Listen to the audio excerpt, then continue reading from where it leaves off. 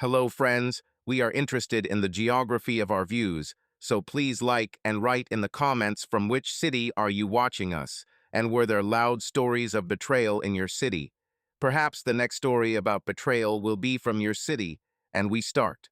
A quiet evening enveloped the small town of Ashwood in the soft light of the setting sun. In July, it was always stuffy here. The air seemed to freeze, colored by the smell of freshly cut grass and warm dust from the country roads. The town lived a simple life. Every morning, local farmers opened a market in the main square. At lunch, teenagers spent time in the park, and in the evening, couples strolled near the old cinema or dined in small restaurants on the main street. On the outskirts of Ashwood, where the branches of oak trees leaned over the quiet river, two people were sitting on the bank, a young man and a girl. Both were silent, but this pause was filled with internal anxiety and languor. They both faced a separation that seemed endlessly long and terrible. Their names were Matt Harper and Emily Brooks, 17-year-old local school graduates who had been inseparable for several years. Their friends called them the perfect couple. Matt was the star player on the school baseball team, and Emily excelled in school plays and academically. It seemed that nothing could become an obstacle to their youthful love. "I still can't believe that you're really leaving," Emily said quietly, carefully touching a pebble by the water with the toe of her sneaker. "We've been close all our lives, and now." "I don't believe it either, Em." Matt moved closer and took her hand. "But the choice has already been made. Military service." He laughed slightly huskily, as if he wanted to add some levity to a heavy topic. "It probably runs in the family. My father served, my grandfather served. I didn't think I would ever follow in their footsteps, but otherwise I wouldn't be able to pay for college. And patriotism, duty to the country, all that." He shrugged weakly and looked at her face, as if looking for reassurance that everything would be okay. Emily lowered her head. She wanted to smile, but nothing came of it. "You know I'm not offended. I'm just scared. What if everything goes wrong there?"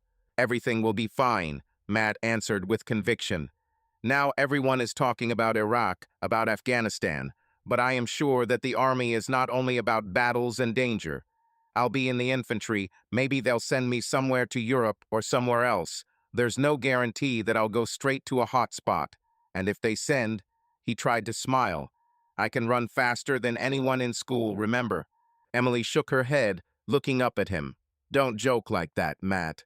I understand everything. I just want you to know that I will always be waiting for you here in Ashwood." He ran his thumb over her hand, stopping at her wrist, as if he was afraid that this second could be the last of his life. Somewhere in the distance, a cicada sang, and it got dark so quickly, as if nature wanted to remind them of how inexorably the hours were passing. "You know, I was also afraid that you wouldn't agree to wait for me," Matt said quietly, breaking the silence. "Sometimes people don't want to be tied to someone who is leaving for the unknown." "Don't be stupid," Emily raised an eyebrow. "I can't imagine what it's like to live without you. We have been together since we were 7. The same school, the same friends, the same interest groups. Do you remember how in the 5th grade you drew that ridiculous picture in art class of a giraffe with purple spots? Well, of course. Then you sat next to me and helped me mix paints. Then the teacher simply hung my work in the hallway. Yes, and when the boys started laughing, I defended you, saying that this was avant-garde. They both laughed, and things seemed to warm up between them. But the next moment the smiles faded.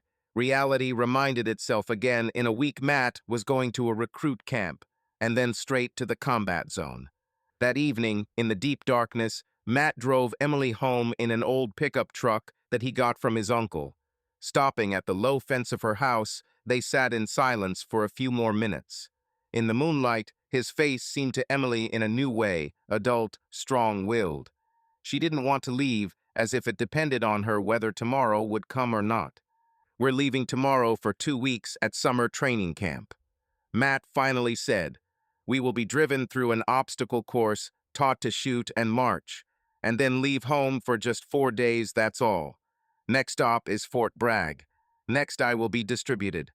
"I know." She touched his face, ran her fingers along his cheek, and raised her lips slightly to his. The kiss came out long and quiet, like a farewell dream. I will write to you. Every day if necessary. I love you very much. I love you too, Emily Brooks. Whatever happens, never doubt it. Sighing heavily, she leaned back in her seat and smiled with difficulty.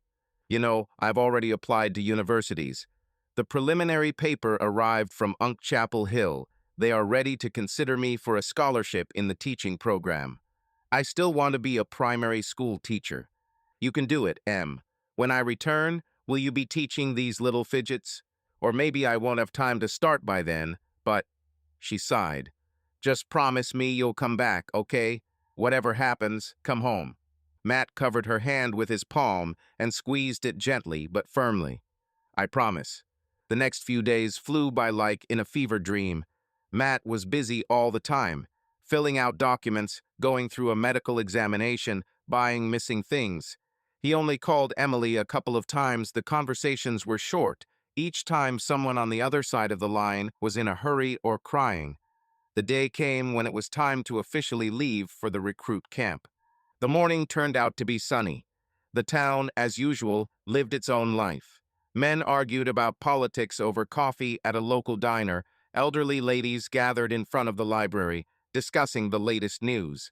Matt pulled up to the bus station with a large duffel bag in his hands. A couple of school friends were already standing there, also with luggage. They also enlisted in the army after graduation. The guys were noticeably nervous, throwing jokes at each other to relax, but their eyes betrayed anxiety. Emily ran out from around the corner, hurriedly moving her feet. Her blonde hair was pulled back into a ponytail, and her face showed a mixture of relief and pain. She was afraid of being late for his departure. Damn, I thought I wouldn't have time, she croaked, catching her breath. I told you, the bus won't leave without me, Matt smiled reservedly, hugging her tightly with one arm and holding her bag with the other. Thank you for coming. Are you kidding? She almost got angry. How could I not come? Guys, I'll go and take a seat, said one of Matt's friends, noticing the tension of the moment. The other guys also decided to move away, leaving the lovers a little personal space. Emily looked up at Matt. I know you are strong and brave, but take care of yourself, okay? Don't be a hero unnecessarily. Well, you know, there will definitely be no place to be a hero there. He tried to speak cheerfully, but there was bitterness in his voice. This is an army order. Not everything depends on me. Anyway, please be careful. I will try. For a few seconds they froze, peering at each other as if trying to remember every feature. Her thin eyebrows, his tight short haircut, the checkered shirt that Emily herself gave him for his birthday, the warm smell of perfume. All this should have been preserved in memory like a precious relic. Already from the speaker at the bus station they announced, departure for the training camp in 5 minutes. Matt sighed, unhooked himself from Emily, and was about to say something, but then he faltered. There were no words. She simply rushed to him and wrapped her arms around his neck. I don't want you to leave. Why is life so unfair? She whispered in his ear. Everything will be fine, Em. He forced himself to say it clearly and firmly. She stepped back, wiped away her tears with the back of her hand, and smiled automatically. Write to me, promise? Every time, as soon as possible. Agreed. Matt leaned down and kissed her forehead, almost childishly, trying to imprint the taste of her skin in his memory. Then, throwing his bag over his shoulder, he went to the bus. His heart was pounding so hard that it seemed ready to pierce the armor of his ribs. Already on the steps of the bus, he turned around. Emily stood clutching an envelope to her chest. There was a photo of him, and possibly her letter, which she decided to give to him when he returned to his native land. But now the letter will remain unsent because there are many months of separation ahead. He raised his hand in farewell. The bus closed the doors, and within a moment Matt disappeared behind the glass. Emily stood still, trying to even out her breathing. Tears flowed down her cheeks, but she hardly felt them. It seemed to her that her soul had become numb, stopped along with the departing bus. The first letters arrived 3 weeks later. They were brought in the morning, one to Matt's parents, the other to Emily. In the envelope for Emily, there was a neat piece of paper covered in a man's flourishing handwriting. He wrote about how he runs cross-country under the scorching sun, how he learns to handle weapons, and about sudden night alarms. At the end of the line, he wrote crookedly, "Hugs, miss, love." Emily read the letter at least 20 times and hid it in the drawer where she kept all his notes, gifts, little trinkets associated with their teenage years. As the days passed, autumn in Ashwood turned out to be unusually dry, with withered grass on the lawns.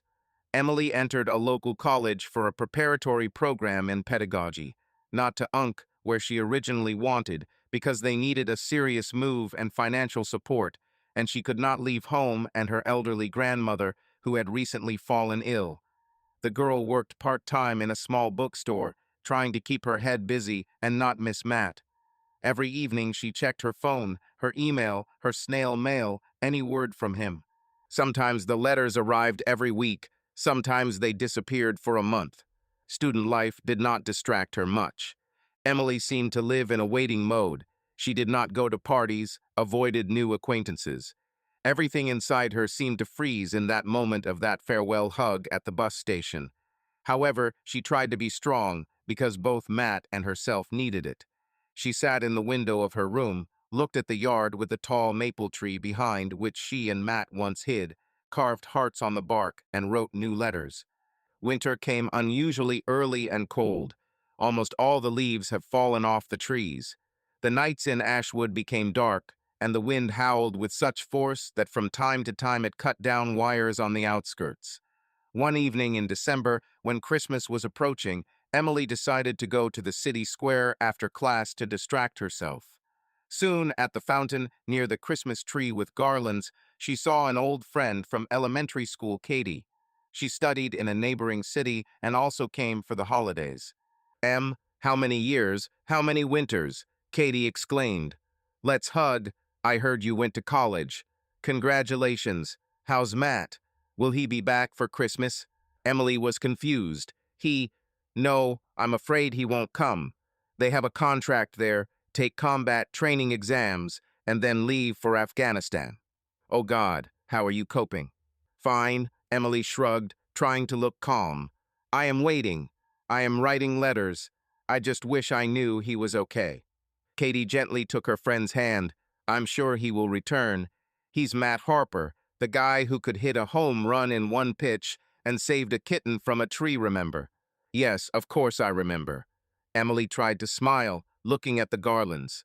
"Have you thought about going to university as you planned? I don't think you should give up on your dreams."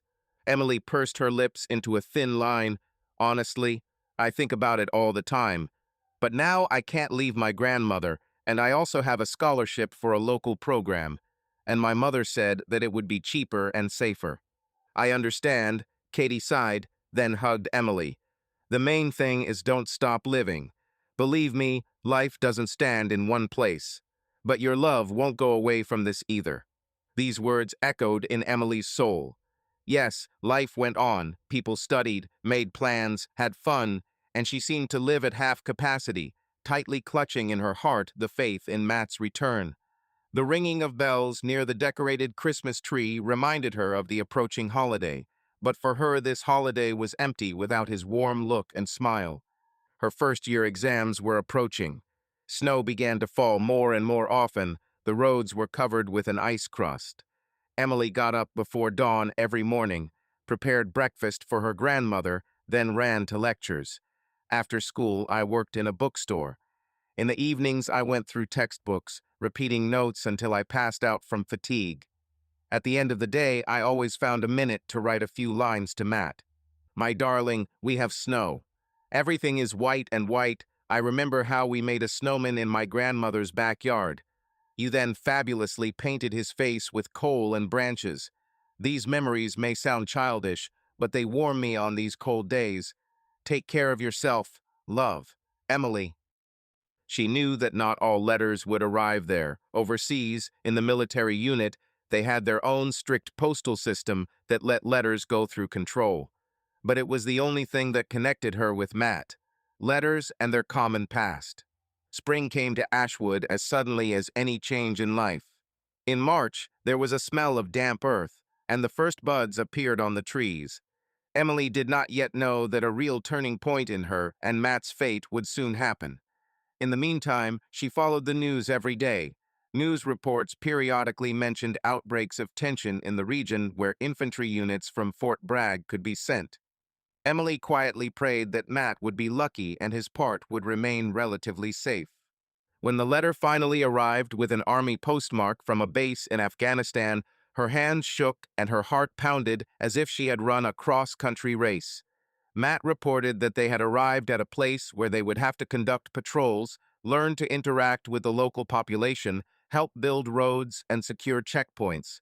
He tried to write optimistically, inserting jokes about his sergeant, who, according to Matt, is as cool as a dry log on the outside, but as kind as a teddy bear on the inside. But anxiety was visible between the lines. Descriptions of long night watches, sandstorms, and tense moments in the surrounding villages. I'm a little scared, but we're always told to keep our spirits up. I think about you every minute, Em. About how great it would be to just be here in Ashwood and drink lemonade with you by the river like we used to do. My dream is to come back and build you and me a house on the edge of town, where it will be quiet and green.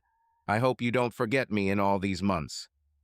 Emily's chest tightened, and she pressed the letter to her lips, trying not to burst into tears.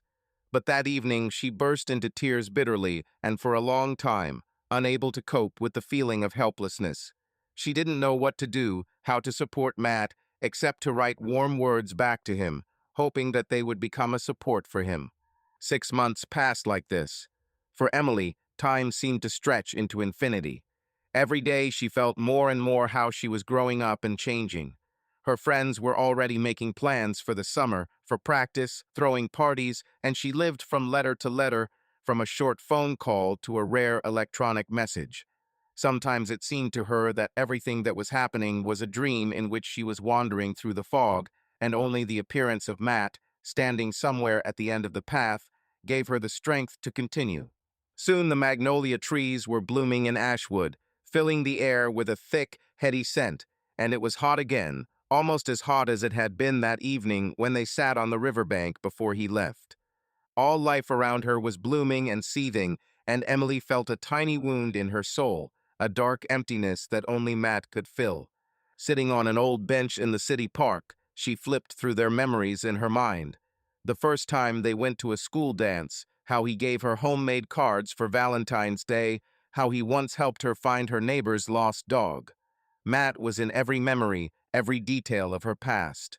And if then, in their school years, it seemed to them that there was a whole world of possibilities before them, now Emily saw, reality can be cruel and unpredictable. But she waited and believed in their future meeting. Her evenings ended with such faith over and over again. She wrote long letters to Matt so that on the other side of the world he would remember. There is a home where you can always return. There is a girl who loves him with all her heart. There is a small town in North Carolina called Ashwood, where he once laughed and drew a purple giraffe, and where he will be waited for, no matter how much time passes. The small town of Ashwood, North Carolina, where Matt Harper was born and spent most of his life, seemed the same, but also different. Several years have passed since he returned from service. Yesterday's guy, who hastily left his native land for a military career and grueling everyday life in the hot spots of the Middle East, now stood at the entrance to the city at the rickety sign, "Welcome to Ashwood," and felt a bitter longing for youth and awe from the knowledge that everything was still ahead mixed inside. He came here definitively, with no intention of ever leaving the city again. For a long time, Matt tried to integrate into civilian life somewhere else. He settled for some time in Charlotte, then went to his cousin in Tennessee for several months, hoping to find a job there that would help him forget about his difficult past. But in the end, fate, or maybe just tiredness from eternal wanderings, still brought him back to Ashwood. Matt was now 28. His low military-style haircut had already grown out, and the tan he got under the scorching sun of Iraq and Afghanistan had faded slightly. At the same time, echoes of difficult memories appeared in his features.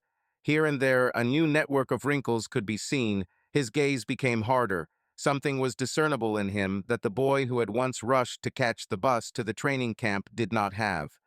Only fragments of youthful carelessness remained, but cautious prudence appeared in his body and actions. He tried not to think about Emily Brooks. In the first years of service, thoughts about her warmed the soul and kept her afloat, but life gradually pushed aside the memories of school love. Letters began to arrive less and less often, then they died down completely.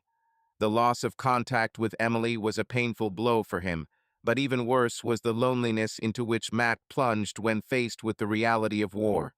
He understood. They had both grown up, changed, and now between them lay an abyss of hundreds of letters that they never had time to send to each other. A few months ago, Matt decided that he would stop wandering and wondering where his true place was. He quit the warehouse where he worked the night shift for a year, collected his savings, and returned home. Home, this word seemed unfamiliar and familiar at the same time. He didn't expect the city to welcome him with open arms, but the warm nostalgia that enveloped him at the sight of familiar neighborhoods convinced him that he had done everything right. At first, he settled in a small house with a family he knew. The wife of a classmate friend started looking for suitable housing for him, and the friend himself, who became a realtor, promised to help with the rent. While Matt was settling in, the town greeted him with the same characters.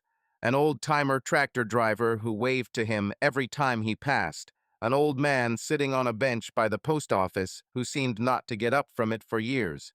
It looked like a lot of Ashwood was stuck in time. Everything changed one evening when Matt walked into a small restaurant on the main street. He went out to grab a bite to eat after a long day of fiddling with rent, then helping a former co-worker move old furniture. Greenwood Diner, an establishment with wooden walls, checkered tablecloths, and the smell of freshly brewed coffee, has always been something like a parental home for Matt. During his high school years, he and his friends would go there for lemonade and pie after baseball practice. There, he saw Linda for the first time. She sat at the counter, typing something on her phone, and from time to time looked around the room, waiting for her order. Dark, impeccably styled hair fell to her shoulders, and a light blush played on her cheeks. Dressed in a formal blouse and pencil skirt, Linda looked like something out of a fashionable big city office in this cozy, dimly lit restaurant. When their eyes met, she noticed that Matt was looking at her, and she frowned slightly, as if she was wary. "Hello," he greeted awkwardly, realizing that he couldn't just turn away. I'm sorry for staring like that. I haven't been to Ashwood for a long time. I forgot a lot." She smiled at the corner of her lips, throwing the phone aside. "It's okay. Everyone's eyes are on everyone, because in Ashwood, news travels faster than you can sneeze. Are you local?" "Yes, you can say that," Matt nodded. "I was born here. I was away for several years and returned recently. I don't want to seem rude, but I don't think I've seen you before. You didn't go to our school, did you?" "No, I moved here 3 years ago. Well, to be precise, I grew up nearby, but then lived in another state. I didn't plan to return, but fate decreed otherwise. I'm Linda," she introduced herself and extended her hand. The handshake was symbolic, but warm. Matt said his name, and she seemed to tense for a moment, as if she was remembering what if she had heard about him from the locals. But then her gaze softened again. "And I'm here for work. I was offered a position in the local branch of a large insurance company, Brooks and Partners. Maybe you heard?" "Brooks and Partners?" he asked and frowned. The last name, Brooks, brought back memories of Emily, but Matt knew it wasn't such a rare surname in the area, and the company could well belong to one of her distant relatives. However, he decided not to ask unnecessary questions. "Yes, I heard something like that. The office opened a couple of years ago. They deal mainly with property and life insurance." "Right. I am the leading specialist there, that is, officially senior insurance manager. I travel to clients, draw up contracts, provide consultations. In general, typical office work." She suddenly became embarrassed, realizing that she was chattering about herself, and asked, "And you? What are you doing in Ashwood after all these years?" Matt sighed heavily, choosing what to say. He didn't like to talk about his service, traumatic memories, and self-discovery, and he wasn't sure whether he should be frank with the person he saw for the first time. I lived for some time in different places, worked here and there. Now I've decided to return and settle down. Maybe I'll find a permanent job or open my own small business while I'm thinking about it. Well, interesting. Good luck, Matt. Here their conversation was interrupted by the waiter offering a menu. Linda ordered a salad and a glass of water. Matt ordered a sandwich and coffee. While he was placing the order, she went back to her phone but didn't leave. And when the waiter walked away, they smiled awkwardly at each other, as if they mutually understood. The same subtle tension that accompanies people who notice something attractive in each other flared up between them. Over the next few days, Matt remembered this short meeting more and more often. The way Linda looked at him, her leisurely tone, her neat manners. Something about her was catchy and exciting. He didn't think he'd see her again right away, because in a small town you can often go weeks without seeing someone. But fate, as always, had its own plan. A week later, he went to the grocery store to buy some things for dinner. Walking past the shelves with bread, I noticed a familiar figure. Linda stood in front of a long row of cereal boxes and tried to reach the top shelf. She was wearing high heels and a formal jacket. Apparently, she stopped by after work. Before she had time to notice Matt, he approached. "Let me help you," he suggested, extending his hand to the desired box. She turned around and smiled widely. "Oh, this is the second time you helped me out. Last time from boredom in that cafe, today from the inability to take cereal from the top shelf. You can consider me Ashwood's secret superhero," he grinned. She thanked him with a nod. Matt felt joyful excitement.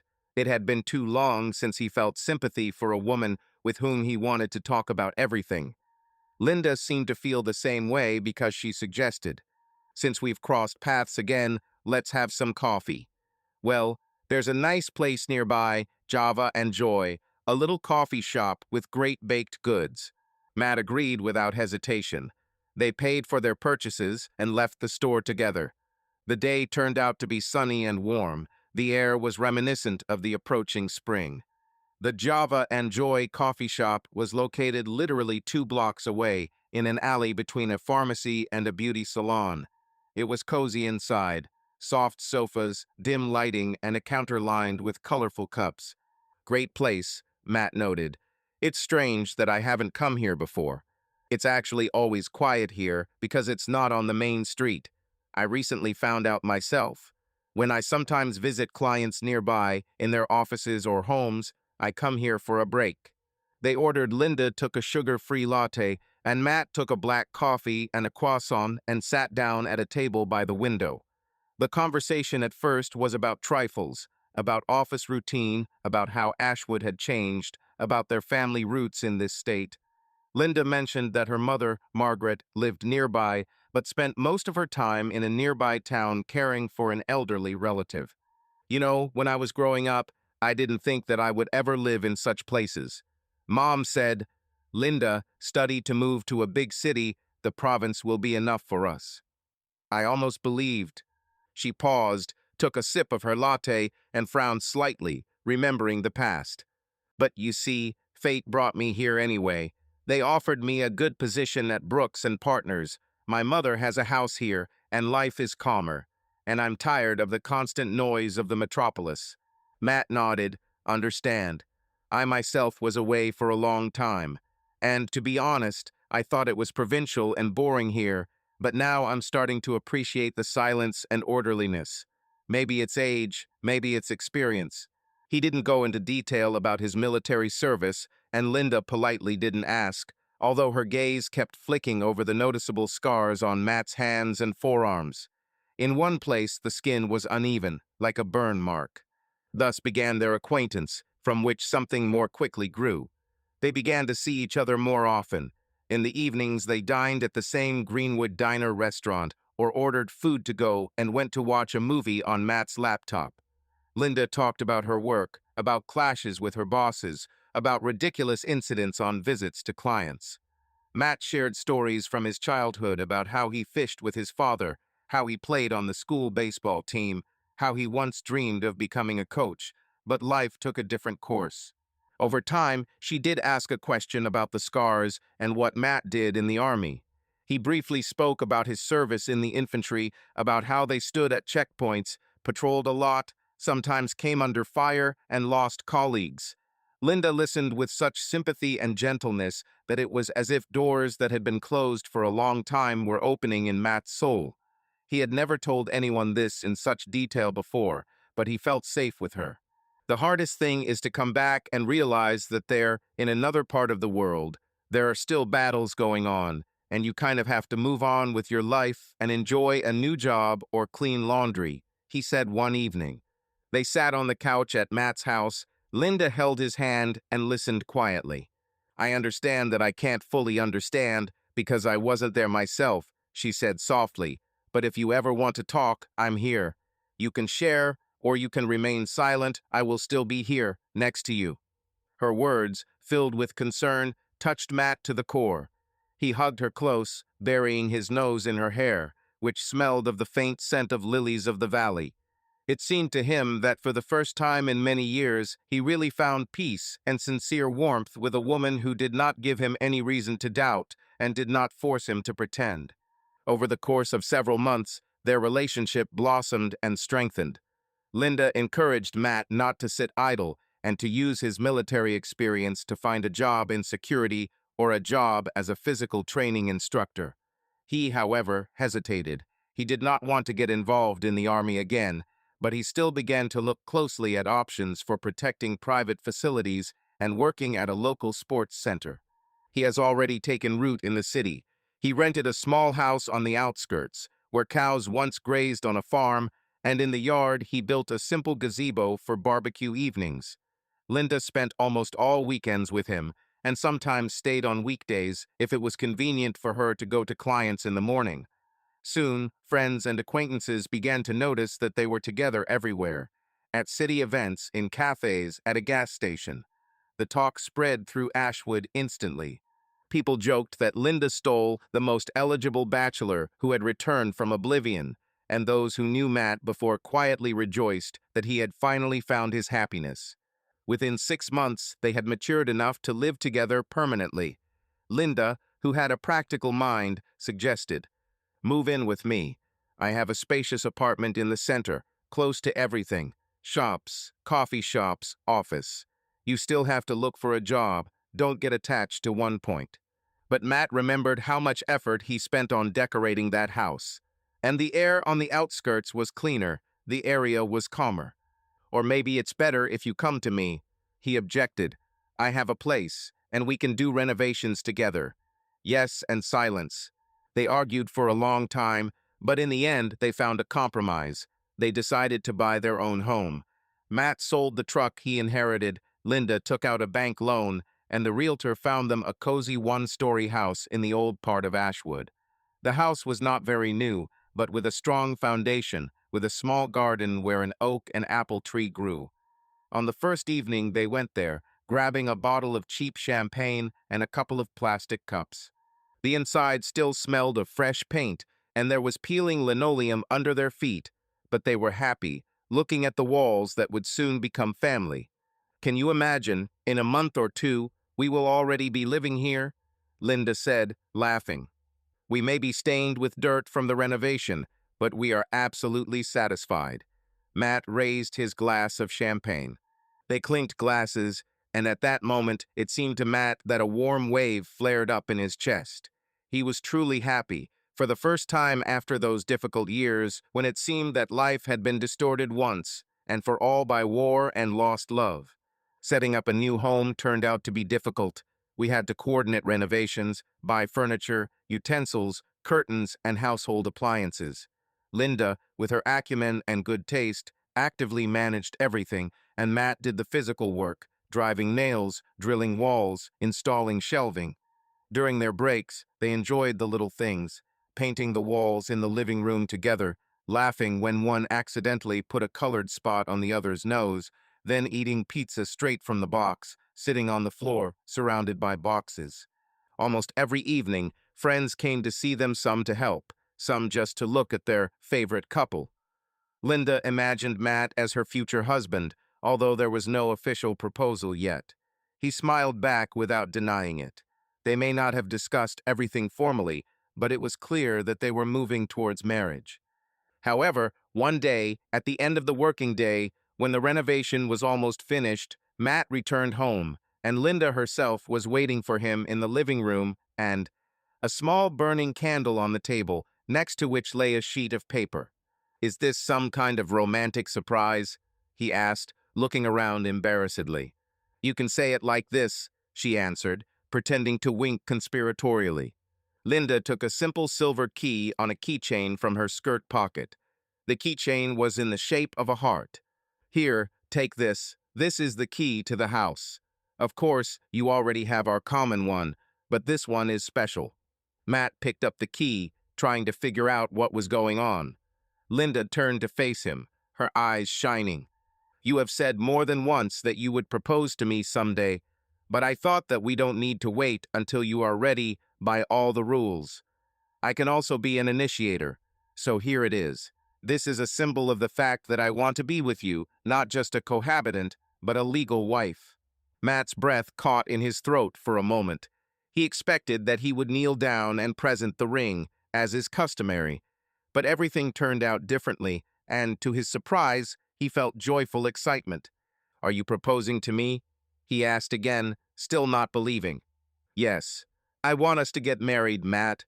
I want to be next to you in this house, to wake up together under its roof, not just as a couple, but as a family." He stood silently for a few seconds, then carefully put the candle aside and hugged it. "Yes, of course, yes. I love you, Linda, and let's get married." They kissed, and there was a certainty in that kiss that Matt had never felt before. Maybe he imagined a more classic scenario, but in the end he realized that the main thing is who you are with, and not how everything is arranged. The wedding took place 6 months later. Many guests gathered. From Linda's office, Matt's friends, several of his colleagues who were able to come, and also relatives from Linda's side, including her mother Margaret Brooks, a stately woman in her 50s. Margaret was sure that her daughter deserved better than life in a small town, but when she saw Linda's beaming smile and Matt's attentive, caring nature, she wisely refrained from criticism. The wedding was fun, although without much pomp. The ceremony took place in an old church, followed by a small buffet in the garden of their new home. Linda wore a simple but elegant white V-neck dress, while Matt wore a tailored charcoal suit. To the sound of a guitar and the laughter of the guests, they exchanged vows. "I promise to love you always, to share all the joys and difficulties with you," Linda said, looking Matt straight in the eyes, "and never let fears come between us." Matt held her hands and felt her pulse beating. "I don't know how to speak beautifully, but all my life I will try to make you feel happy. I promise to be honest, caring, and never close myself off from you." They put wedding rings on each other, simple gold ones, but at that moment their value seemed endless. The guests applauded, and someone clicked the camera. Among the veteran boys who came to support Matt, there were those who cried when they saw the happy smile on his face. They knew what he had been through in recent years. The evening passed with conversations, dancing, and leisurely fun in the open air. After a few glasses of champagne, Linda led Matt into dancing to some old romantic song. They circled under the rare lanterns, looking into each other's eyes, as if there was no noise around, no guests, no music, just the two of them. In the end, the guests began to leave, leaving their final wishes for love and prosperity. Margaret restrainedly hugged her daughter, gave Matt a searching look, but still said, "I see how much you love her. Try never to give her a reason to cry." "I'll do my best," he promised. They didn't have a honeymoon as such. There was a lot to do, and Linda especially. The work absorbed her headlong. Now she became the head of the department, and Matt got a job at a small sports center as an instructor. Fortunately, his Army experience was very suitable. Their schedules sometimes did not coincide, but in the evenings they tried to be together. They cooked dinner, discussed news, shared plans for the weekend. Time passed. It seemed that everything was going like clockwork. Matt now had a stable position. He was even thinking about opening individual self-defense courses for women and teenagers. Linda was making a career. She was respected in the office for her strength of character and ability to competently conduct business. Their marriage, despite all the busyness, remained strong. They always found a minute in the morning to drink coffee together and exchange a few jokes. On Sundays, we went out of town for picnics, and if we stayed at home, we played board games or watched our favorite TV series. A year later, Linda announced that she was pregnant. The news took Matt by surprise. He never seriously thought about children, partly because of his difficult memories, partly because of the fear of not being able to cope with responsibility. But when I saw the joy and excitement in my wife's eyes, I instantly felt a surge of tenderness. "Are we really going to be parents?" he asked, hugging her. "God, I have no idea how I'm going to deal with this." "We'll get through it together," she answered firmly. "Besides, I think you'll get along great with the child. You know how to be caring." She ran her hand through his hair, and he smiled, realizing that his soul was mixed with fear and joy. But still the joy outweighed. The pregnancy went without any complications, although Linda was tired in the last months. She tried to work until her maternity leave, and only in the last weeks did she agree to take on less workload. Matt was busy arranging the nursery, painting the walls a soft bluish shade, assembling a crib, arranging cabinets. I placed a funny rug with a bear design at the door. At some point, he realized that he could no longer imagine life without impending fatherhood. Every evening he talked to the baby in a whisper, putting his hand on Linda's stomach, and she said, laughing, "We will have a little Harper who will inherit your persistence and my character." Matt winced playfully. "I hope it's not too much of your character. Otherwise, I can imagine how he will prove from birth that he knows everything better than anyone else." Linda patted him on the shoulder. "Very funny. Let's see whose character he will demonstrate next." Labor began at the end of summer. The day turned out to be particularly hot, as if the sun had decided to squeeze all the juice out of Ashwood. Linda felt strong contractions in the morning as she was getting ready to have breakfast. Matt, cooking scrambled eggs, almost dropped the frying pan when he heard her pain getting worse. In a hurry, they took a pre-packed bag and went to the local hospital. Everything started spinning there. Nurses, IVs, hospital corridors with the smell of disinfection. Linda squeezed his hand until Matt's fingers went numb. There was a mixture of fear and determination in her eyes. The difficult hours of childbirth ended late in the evening when the first cry of the baby was heard from the room. "It's a boy," Matt heard from the midwife. Linda lay there, tired, but smiling through her tears. Matt was allowed to enter and see a small, squeaking creature with a rumpled face and tiny fingers being carefully handed to her. Everything turned upside down inside him when he realized that this was his son, a son who, perhaps, will inherit something from both his grandfather and his great-great-grandfather and everything that was in their family. "Hello, baby," he whispered, barely breathing from overwhelming feelings. Linda held the baby to her chest as Matt gently ran his finger over his tiny hand. Tears flowed down his cheeks, and he was not embarrassed by them, because he had never felt such amazing love and gratitude for life. "What shall we call it?" one of the nurses asked. "Sam," Linda answered, turning her head to her husband. He smiled with understanding. Even during pregnancy, they argued about names, but in the end, they decided that Sam was simple, beautiful, and sonorous. And they chose the second name in honor of Matt's father, Michael. "Sam Michael Harper," the midwife repeated, writing down the data. "Congratulations, you have become parents." The first months with a newborn were difficult. Sam cried at night, and Linda sometimes could barely stand from lack of sleep. Matt tried to help before work, rocked the baby, changed diapers, and prepared food. During the day, Linda was with the baby, and in the evening they did all the other chores together. Despite the fatigue, a special, bright atmosphere reigned in the house, as if a meaning had appeared in their lives, uniting them even stronger. Little by little, they adapted to the new schedule. Sam grew up as a healthy and cheerful baby, smiling a lot, especially when Matt threw him up or made funny faces. Linda watched with a smile as her husband turned into a caring and, at times, very funny father. Every time Matt put Sam on his shoulder to rock him to sleep, Linda wiped away a tear of tenderness. Who would have thought that you, so big and serious, would melt powerlessly from the smile of a baby, she said. Well, I didn't even think about it myself, Matt laughed. But I see in him. Myself, or something. I want him to grow up in a world where he doesn't have to see all the horrors that I saw. Then the memory of the war rose in him. Sometimes at night he had nightmares, as if he was again in battle. But now Linda was nearby, and in the other room their son was snoring peacefully.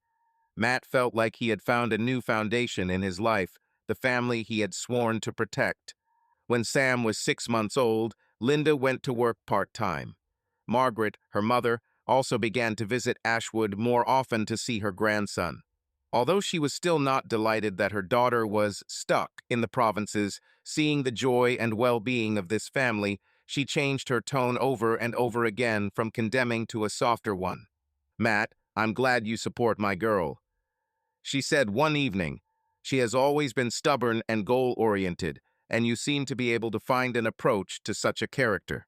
He just smiled, not wanting to engage in long conversations. It seemed to him that his relationship with his mother-in-law was an eternal dance on the edge. It was as if she was testing his strength, waiting for a trick. But his immense love for Linda and his son was sincere, and Margaret seemed to be beginning to understand this. Years passed. Sam grew before his eyes. From a toddler who smiled toothless at Matt, he turned into an active boy who adored cars and anything that in any way resembled military equipment, perhaps a legacy of his father, who shared the story of his service in a slightly embellished, childish version. Every morning Matt went to work at the sports center, where he had already taken a higher position. He taught fitness and self-defense groups and sometimes provided personal training for teenagers. Linda actively pursued her career, reaching the position of head of the Brooks and Partners branch in Ashwood. She had meetings, trips to clients. Sometimes she was not home until late in the evening, but on weekends she tried to compensate for this by spending time with her son and husband. When she received an award for excellent performance, she decided to take a family vacation, a week-long trip to the ocean coast. Sam ran along the beach, collecting shells, and Matt and Linda held hands, enjoying the simplicity of the moment as if returning to their youth when everything seemed possible. At such moments, no one would dare to say that this family is somehow different from the ideal. Every morning Matt got up and felt grateful to have Linda and Sam in his life. He knew that they, like any family, had minor conflicts. Either Sam would scatter toys, or Linda would lash out at her husband because of stress at work.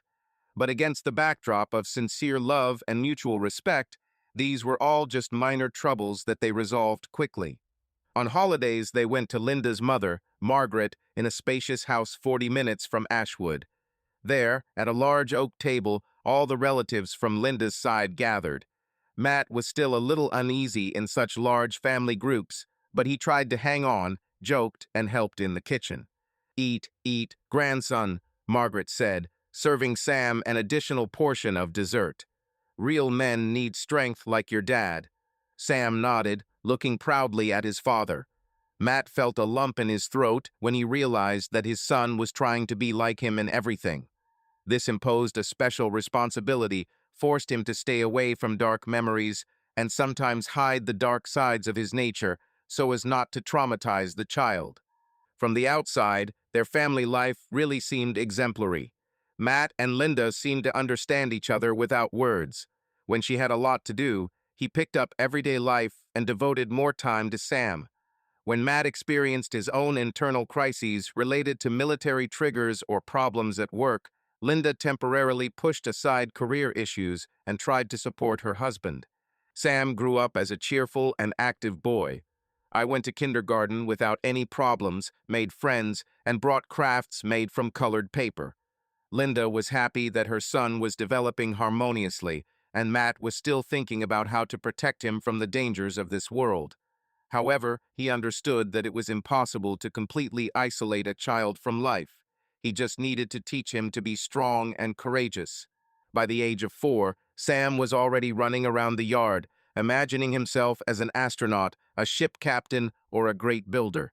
Matt built him a small wooden treehouse in the garden, the same oak tree that the previous owners had planted. Now there was a makeshift headquarters for the boy, and in the evenings, the whole family could gather in the backyard to grill sausages and chat about the day, while the sun slowly sank below the horizon. Sometimes Matt caught himself thinking, how could I ever imagine that my life would become so calm and happy? He remembered how he had once imagined the future with Emily in his youth, but everything had gone a completely different way. Memories of Emily arose rarely and no longer caused acute pain. He knew that they had lost contact long ago, and it was unlikely that their paths would cross again. Now he had another woman, another family, and this seemed the only right thing. So a few more years passed, and Sam went to school. Time literally flew by.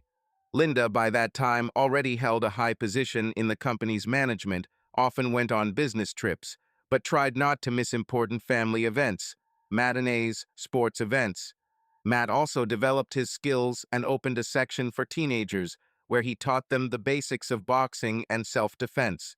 There was a tranquility in their home that seemed almost idyllic. Sam grew up inquisitive, although sometimes he showed whims and stubbornness. Who else if not his mother? Each time Matt tried to gently and patiently instruct him, trying to avoid harsh, military approaches to education. And every night when Matt put Sam to bed, he looked at his big eyes and thought, I hope you never know what real war and loss are. By the time Sam turned 7, Linda and Matt had been together for about 8 years. Life went on as usual, without sudden shocks. It seemed that all the gears had formed into an ideal mechanism. Everyone was doing their own thing. Order and mutual understanding reigned in the family. Friends and neighbors considered them an example of how modern spouses should live, making a career and at the same time maintaining a warm relationship. Years have passed. It seemed that Matt and Linda's quiet life with their son Sam had already settled down. They settled in Ashwood, set up a house, and although Linda worked a lot, the family always found time to get together on weekends or holiday dinners. Sam, now a 10-year-old boy, grew up inquisitive and active, loved sports and technical clubs, and in the evenings he enjoyed listening to his father's stories about the army, albeit in a softened form. However, quiet family happiness rarely lasts forever. Sometimes fate delivers unexpected blows one after another, destroying the strongest foundations. This is exactly what happened in the Harper family when several events simultaneously overlapped, dividing their lives into before and after. It all started when Linda was invited to the position of head of a large international division in London. Her tenacity and business acumen had long been noticed by the top of Brooks and Partners, and now she was offered a contract that could be decisive for her career. The conditions looked too tempting to refuse: a high salary, the opportunity to move to Europe, and take a top position in a well-known branch of the company. In the evening, returning from work, Linda put her bag on a chair and sighed heavily. Matt, we need to talk, she said, taking off her formal jacket. Today, I received an offer from the central office. I want you to be the first to know about this. Matt, who was preparing dinner, put down his spatula and turned to his wife. I'm listening. Everything is fine? Yes, yes. In general, Brooks and Partners want to transfer me to London, to their European headquarters. The contract is for 2 years, with the possibility of extension. This is a huge opportunity for me. A tense pause hung in the air. Until now, their lives revolved around Ashwood. Matt could no longer imagine himself again in a foreign place and even overseas. 2 years is quite a long time, he said quietly. Are you sure you want this? You see, this opportunity comes maybe once in a lifetime. I have been going towards this since I started working at Brooks and Partners. And my mother, in fact, pushed me to try myself at the international level. If everything works out, we can provide Sam with a better life and education in the future. Okay, but what about the house? Matt asked, wiping his hands on a towel. Sam is now at school, he has friends, classes, and my work is here. Are we all going to move? Linda looked away. Let's discuss honestly. You also know that you have a reservist contract. If anything happens, they can be called up again. And who will stay in London with a child when I'm at work 24/7 and you don't know where? And for Sam, it will be too drastic a change. Maybe I should go alone for now. This option seemed unpleasant to Matt. He already imagined how his wife would be far away in another country and he and Sam would remain in Ashwood. But logic dictated that dragging your son around the world's offices in the middle of the school year really wasn't the best idea. How long are you planning to leave? He asked with noticeable sadness. For now, for a year, then we'll see. If everything goes well, I will extend the contract for another year. You can visit me when you are on vacation. I will also come, probably for the holidays. What should I do with Sam if... Well, what if they really call me? Mom can help. She's in Ashwood almost all the time now. Her house is half an hour away. Sam will be able to visit both us and her. The conversation turned out to be difficult, although both tried to be restrained. Matt looked into his wife's eyes. Fine. If this is really what you want, I won't put a spoke in your wheels. But Linda... He stopped short, sighed, and completed his thought. I just hope you don't lose yourself and us in the pursuit of your career. She nodded, a look of confusion on her face. I really love you both. But I can't miss this chance, you know? I've been going towards this all my life. They hugged each other in silence, both realizing that from this day forward their world would no longer be the same. A month later, Linda left. To say goodbye, they arrived at the airport together. Matt, Sam, and Linda herself, nervously clutching her documents in her hands. Sam looked confused and often asked when Mom would be back. Mom, how long are you staying? Just for a few months, baby, she reassured him, kissing his forehead. But maybe a little longer. We will talk on a video call. Listen to Dad and Grandma. Okay, Sam muttered, clinging to her. Matt stood there, unable to say a word. He just put his hand on his son's shoulder and nodded briefly to his wife.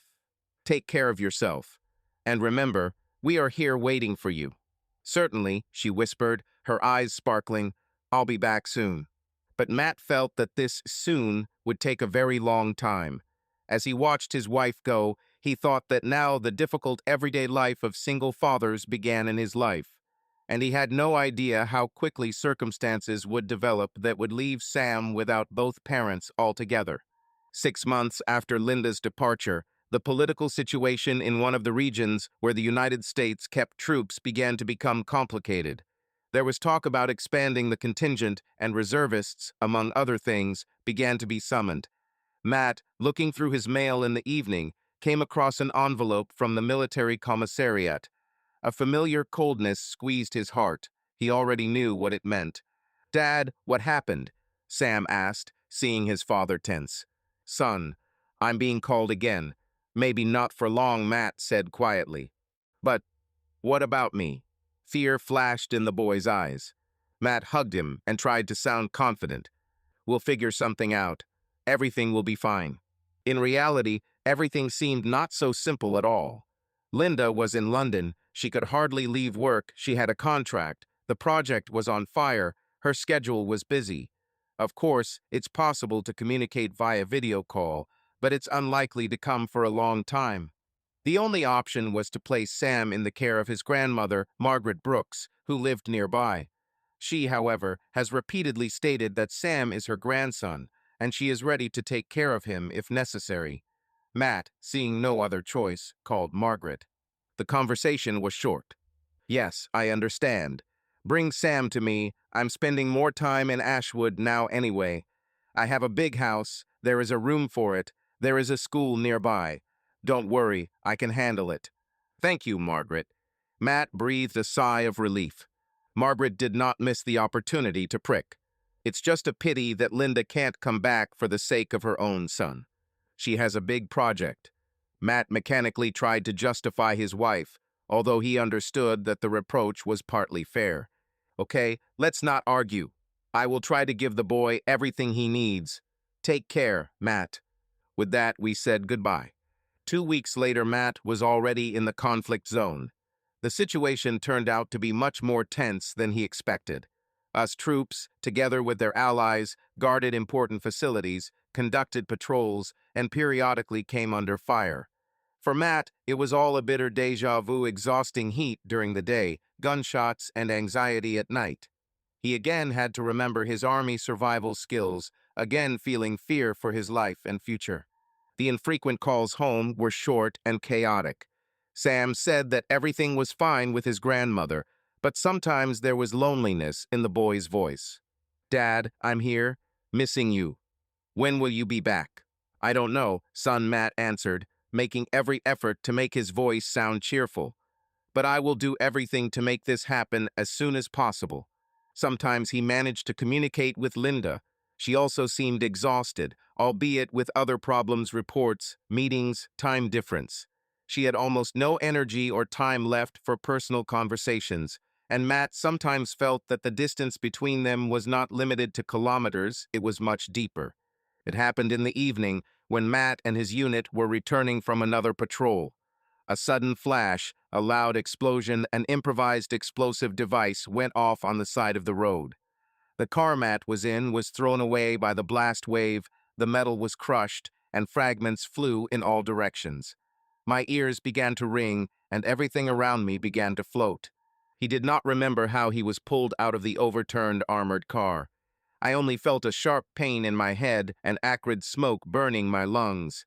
Then short flashes of consciousness, people in uniform screaming, an ambulance siren, a helicopter. Everything mixed into one hellish noise. Waking up in a field hospital tent, Matt realized that something was wrong with his eyes. There were strange shadows around, difficult to discern outlines. It was as if a thick, translucent bandage had been put on the eyes. He woke up. "Hey, quiet, quiet." He heard a male voice, probably a military doctor. "What? Am I? Where?" Matt tried to say, but his lips wouldn't obey. Someone approached him and asked him not to move. Then a new wave of pain in his temples hit him, and Matt fell back into the darkness. The next few days passed as if in a dream. He was transported to the nearest military base, where he was provided with qualified assistance. The shrapnel touched the facial area, damaging the optic nerves. Doctors tried to stabilize the condition, but the prognosis was disappointing. "You will need a complex operation in a specialized clinic. Most likely outside the country of deployment, perhaps in Germany or somewhere else." Matt barely understood what was around him. Visibility was extremely poor. He could only distinguish bright light and silhouettes, at a loss as to who was speaking and what was happening. But he knew one thing for sure. In this condition, he would not be able to continue serving. The Department of Defense decided to send Matt to a European hospital where ophthalmologists performed operations for the military. They explained to him that the procedure would be free, but he would have to wait in line, undergo an examination, and most importantly, stay abroad for rehabilitation as long as needed. "How soon can I get home?" Matt asked, feeling the question about his son burning inside him. "First, you need to understand whether you can restore your vision completely. If not, perhaps partially. It will depend on the progress," they answered him. "Be patient, Sergeant Harper." At times he thought about Sam, Grandma Margaret, Linda in London. How will he live now if he remains almost blind? These thoughts brought despair and pain. Communication with loved ones was limited to short calls, on which Matt spent all his energy, but he tried to talk about his condition carefully so as not to traumatize his son. Sam stayed with his grandmother, went to school, but missed his parents very much. Margaret did everything she could to replace his mother and father. She fed him, helped with homework, and took him to clubs. However, she was no longer young, and she had long had heart problems, which few people knew about. One November morning, Sam woke up from the fact that his grandmother did not open the door to his room with the usual, "Good morning, get up." He got out into the corridor and found her in the living room. She was lying on the floor, not moving. The boy, in horror, rushed to the phone and dialed 911. Later, doctors would arrive and diagnose a heart attack. They could only shake their heads. The grandmother died in her sleep. Her heart could not stand it. Sam was so confused and depressed that he couldn't even cry. He just stood there, clutching his grandmother's old handkerchief in his fist, and watched as the men in uniform carried out the body. His mind was spinning. What now? Am I alone? Where's Mom? Where's Dad? There were no relatives nearby who could shelter Sam. Some lived in other cities, and no one was in a hurry to take responsibility.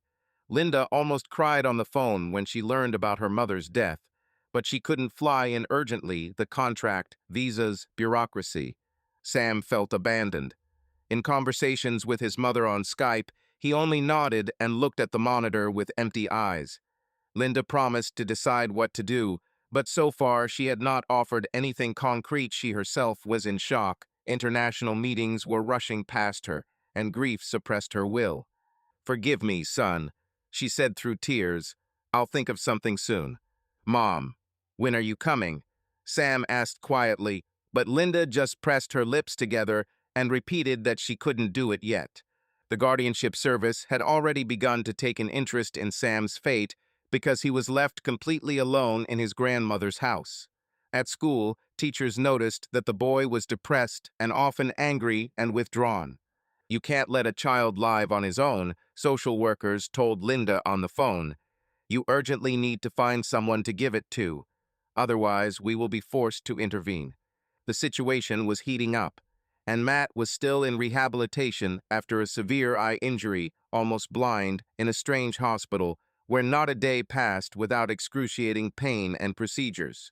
The news of Margaret's death and the fact that Sam was left alone came to Matt several days later due to communication difficulties and bureaucracy. Upon learning that his son was essentially left to his own devices, Matt felt as if something had burst inside him. "Damn it, it won't work like that," he said in a broken voice to the doctor when he once again examined his eyes. "I need to go home. I have only one son." "Sergeant Harper, calm down. You will have surgery in a week. If you leave now, you will lose the opportunity for treatment. I can't wait for the boy to be taken to the shelter. I have to go back and take care of him." The doctor tried to convince him that the operation was important, that his vision might not be completely restored if the process was interrupted. But Matt was adamant. He had already made his decision. His son was most important. "I understand how serious the injury is," he said, packing his meager things into a backpack. His eyes still couldn't see well. He kept bumping into objects. "But I can't let Sam suffer without his parents. No matter what happens to me, I'll still come back."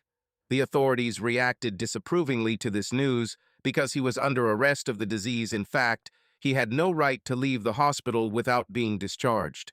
But after seeing his condition, the doctors meet halfway.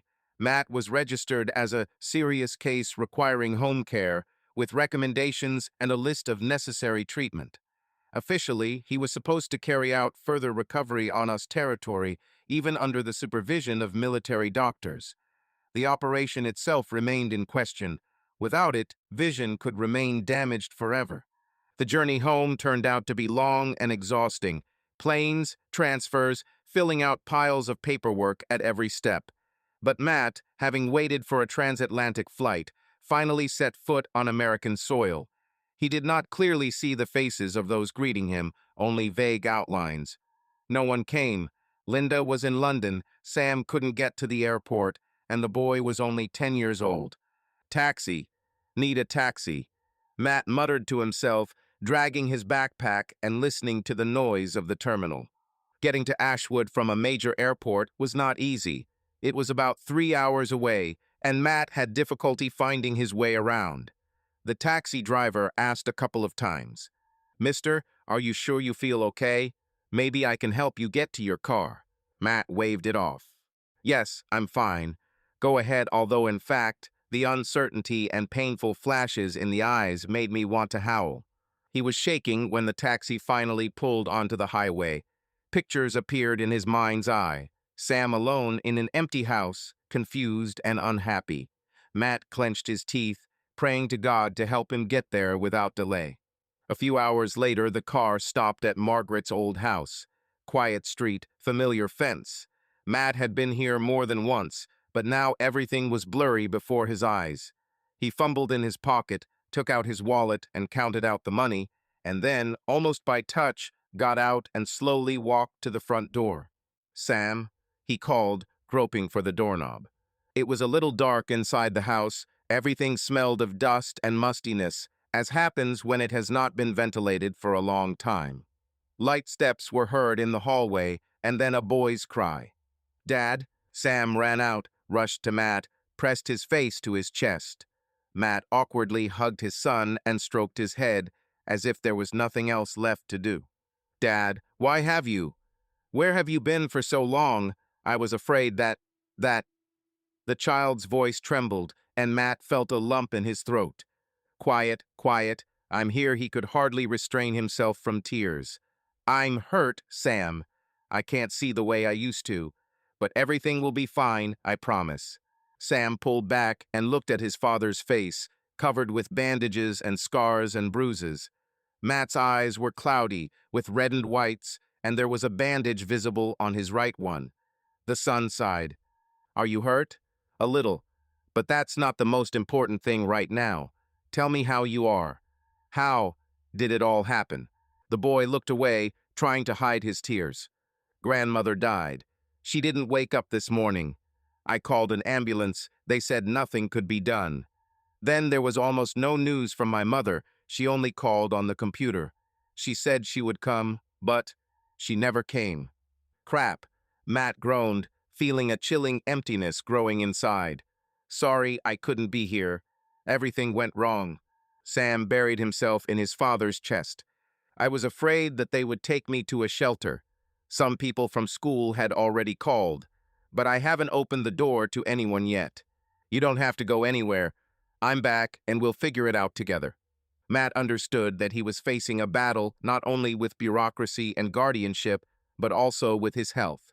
However, his son clinging to him reminded him that he had no choice but to move forward. In the days that followed, Matt completed all the necessary paperwork confirming that he was Sam's father and would now take care of him on his own. "I had to contact the guardianship authorities, explain the situation with military service and injury. Fortunately, Matt had papers that he was fired for health reasons and returned to the United States. Social workers, having made sure that the boy's father was really there, made no further claims. Margaret's house legally passed to Linda as an heiress, but she immediately said on the phone that she was not going to deprive her son of housing. "Stay there for now, Matt. I'll deal with the papers later when I can get out." However, Linda did not say exactly when she would arrive, and Matt became increasingly convinced that she was bogged down in her London career. He stopped hoping for her quick return. Sam needed to continue going to school, but Matt needed daily medical procedures. His vision was almost not restored.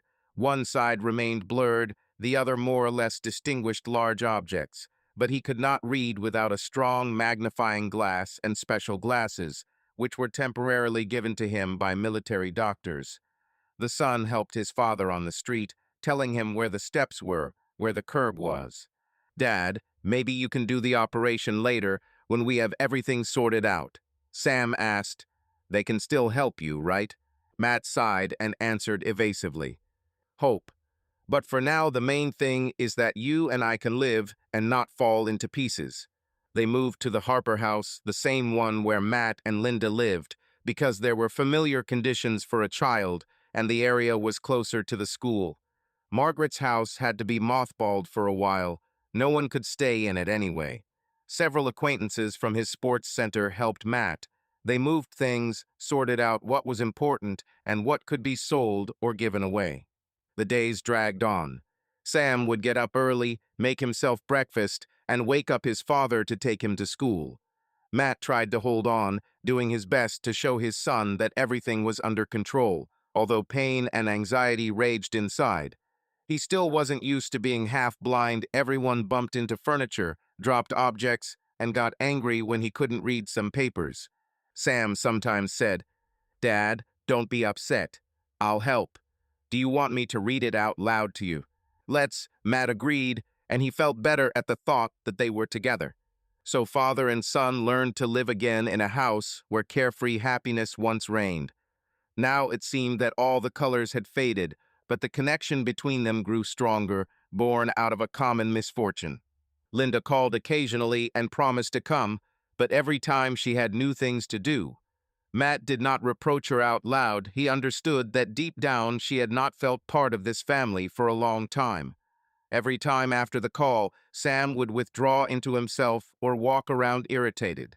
He could not understand why his mother chose a career over him and his father. Matt Harper, barely able to see in his left eye and with blurred vision in his right, sat on the edge of the living room table, listening to the dial tone on the other end. Finally, Linda's familiar voice came over the phone. "Hello, Matt. How are you and Sam?" "Nothing. Let's hold on." He squeezed out a pathetic smile, realizing that she still wouldn't see. "Did you call to ask when you will arrive? Sam's going through a rough patch right now, and I know," she interrupted. "But Matt, I don't have any time. Here in London, there is a blockage. The contract reaches a new level, and—" She paused for a second, as if at a loss for words, then continued. "I can't break away and fly in now. Sorry, really." Matt's insides tightened. Behind these words, he felt a cold distance. Not long ago, they were a family. Now there was an ocean between them. And not just physical. "Understand," he said in an even voice. "Only Sam is really waiting for you.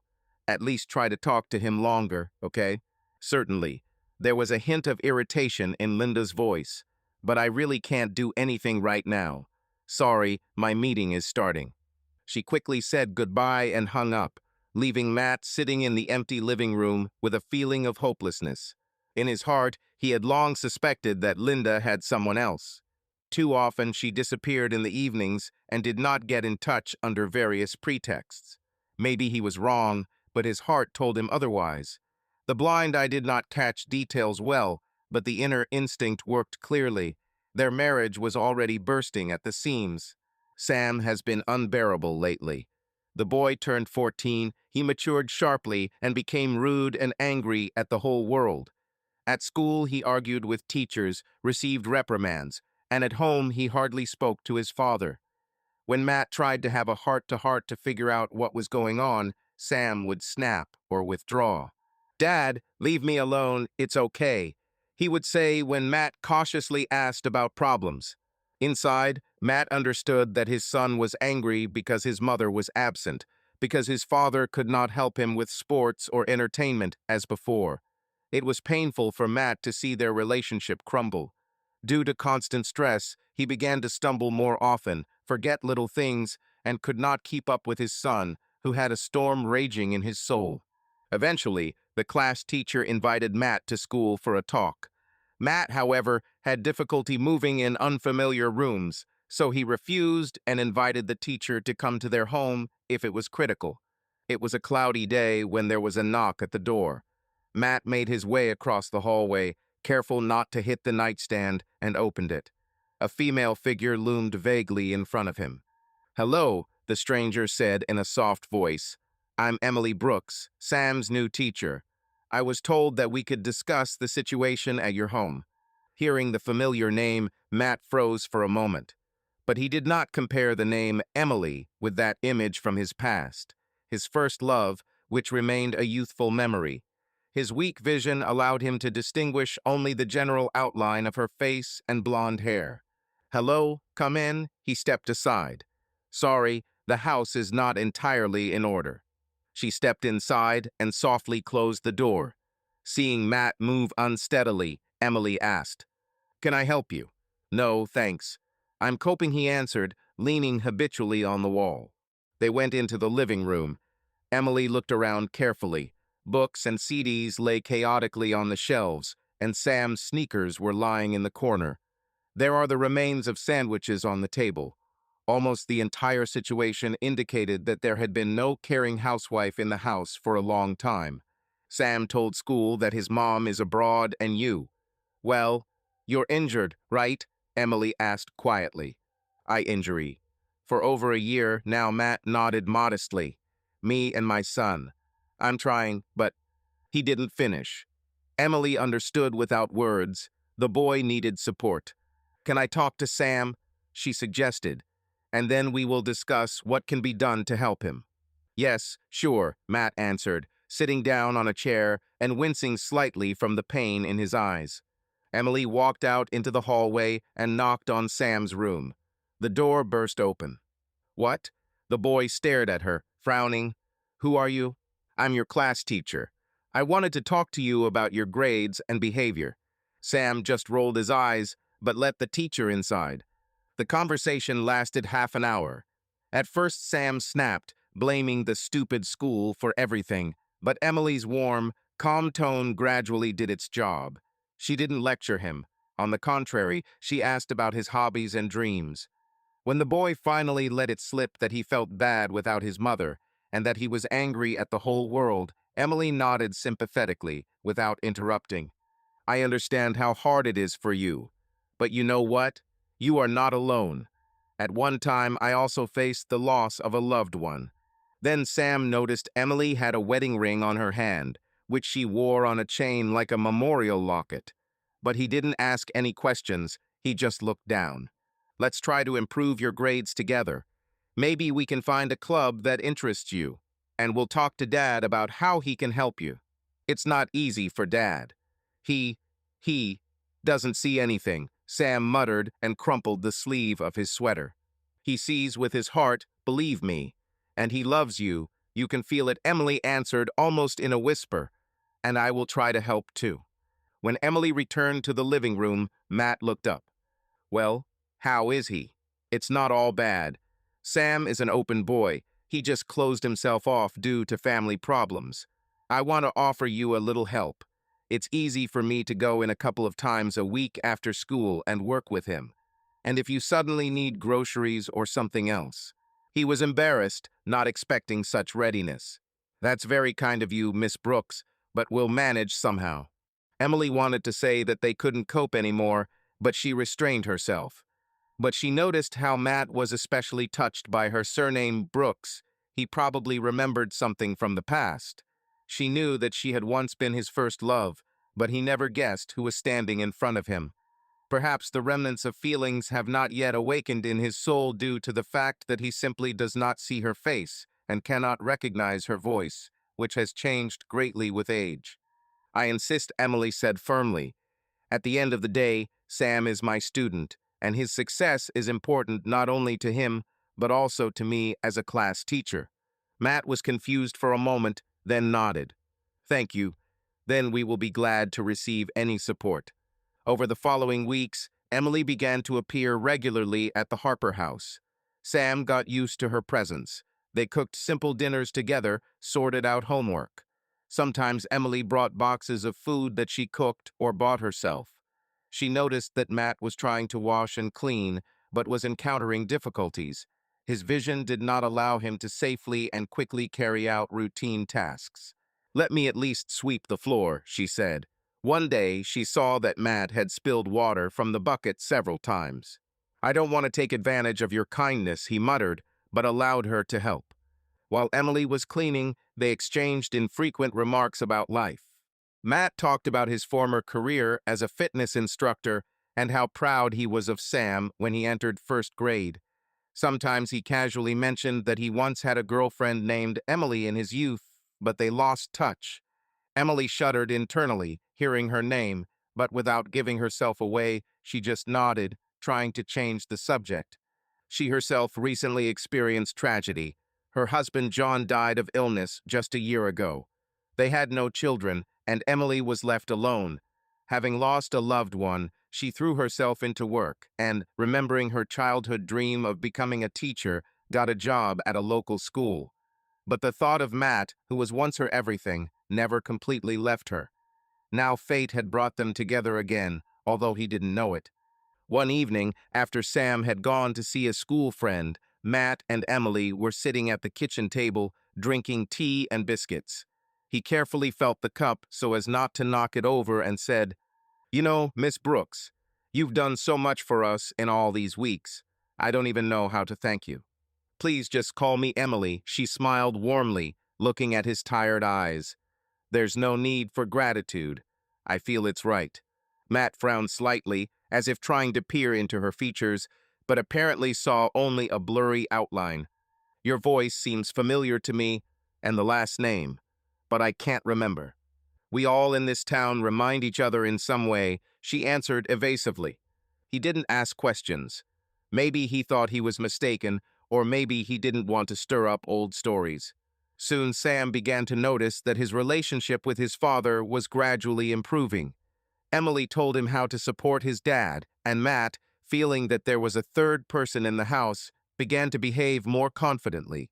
He got up earlier, tried to make breakfast for his son, even looked for ways to make money at home. He stopped being gloomy and distant. "Dad, you smiled today when I left for school," Sam once remarked. "Before, you were almost always sad," Matt replied, ruffling his hair. "All because I see how you change. And how Emily helps you." Sam grinned. "She's good, even too much." The teenager was still sullen at school, but his studies were improving. He began to say more often that he had plans for the future. He wanted to learn to play the guitar, maybe go to the sports section. Matt quietly rejoiced at this progress. He wanted to see his son happy, at least with one eye, albeit blurry. If only Linda could see it all, he thought out loud somehow. But Linda remained distant. Rare calls, constant excuses. Sam almost stopped mentioning his mother, withdrawing into resentment and mistrust. Something like comfort came into the house. Emily brought pies and homemade soup. Matt learned, with her help, to solve problems at home. He didn't want to rely on her too much, but every time she appeared, something calmed in his soul. It was as if a warm déjà vu was returning from his youth, although this woman's face remained a mystery to him. "Thank you for coming," he said every time she left. "Until tomorrow," Emily answered with a kind smile, trying not to betray the feelings that were actually boiling in her heart. She recalled how once she and Matt, as teenagers in love, dreamed of living their lives together. Then the war separated them, and the world took a different path. Now, after so many years, they are close again, but in a completely different role. She saw how broken he was and how there was still hope in him. Emily understood that Matt was married, albeit formally, and that the pain of losing her husband had not yet cooled down, but too much connected them invisibly. Sam felt this and asked more and more often, "Emily, can you still come tomorrow? Dad wanted to ask you a couple of things, and well, I need help with algebra." She agreed because she had no other reason to refuse, and so, step by step, Emily became for both of them something more than just a teacher. Matt and Sam took her part as a lifeline. For the first time in a long time, the Harper household once again felt like everything could be okay, even if their past and present were going awry. And only one mystery hung in the air. Matt did not understand that Miss Brooks was the same Emily whom he once loved so madly. And she was in no hurry to reveal the truth. She was afraid that she would hurt him even more, because his wife still existed somewhere in their official ties, and the widow's own wound did not heal. One evening, there was an unexpected call. The phone screen flashed the name of Linda, the wife who had disappeared from their daily routine for so long. Matt reached for the phone in surprise, trying to understand why Linda suddenly decided to get in touch after long weeks of silence. "Hello?" he said carefully. "Matt, it's me." Linda's voice sounded even and dry, as if she was preparing for the conversation in advance. "I'm in Ashwood now. We need to talk in person." Matt flinched in surprise and froze. He did not expect such a sudden turn. "Are you in the city? Why didn't you warn me?" he asked, trying to hide his concern. "I decided this spontaneously. We need to discuss something, and it's better to do it without Sam. Can we meet today?" He sighed. "Okay, come here. Sam is visiting a friend. He is not at home yet." She hung up without even saying goodbye. Half an hour later, the door to their house opened. Linda stepped inside, and Matt immediately felt that this was no longer the same woman with whom he had lived for many years. It was as if she had become a stranger, as if everything warm and alive in her had been replaced by something cold and calculating. "Hello," she said briefly, walking into the living room. "You have changed."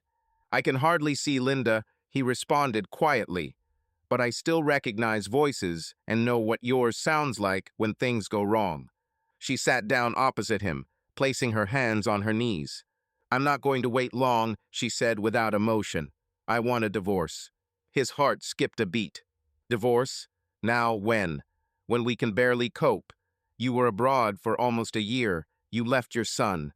And now you're just coming back to announce your divorce. Linda looked away, but her voice remained firm. I'm not going to make excuses. Yes, I know I didn't do the right thing. But now this is the best solution. I have a new life, a new relationship, and I can't keep pretending that everything is fine with us. Matt felt his insides clench with pain, but his pride did not allow him to show weakness. Other relationships? He asked, trying to remain calm. Yes, she admitted without embarrassment. I have a man whom I fell in love with.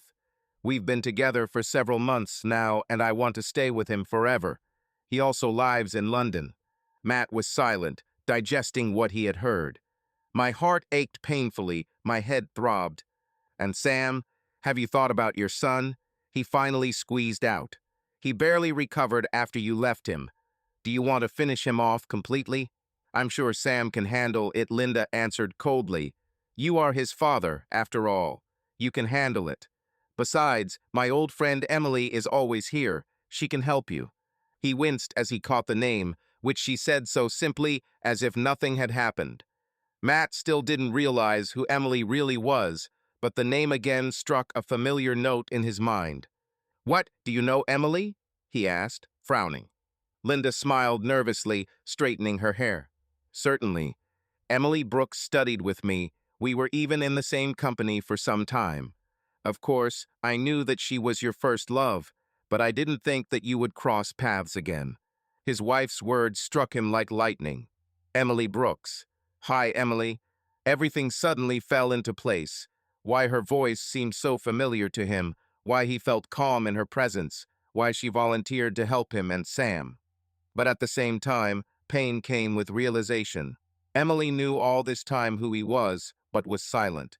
Linda, noticing his reaction, grinned. Did you really not know? God, Matt, you are so blind, both literally and figuratively. It's not for you to talk about blindness now, he answered reservedly. You abandoned us. You left, chose a career and another man over your son and husband. She rose sharply from her seat. I'm not going to discuss this. Tomorrow I will file the divorce papers. Sam will stay with you. I'm not going back to Ashwood, so you can live your life as you please. She quickly walked towards the door. On the threshold, she turned around. Goodbye, Matt.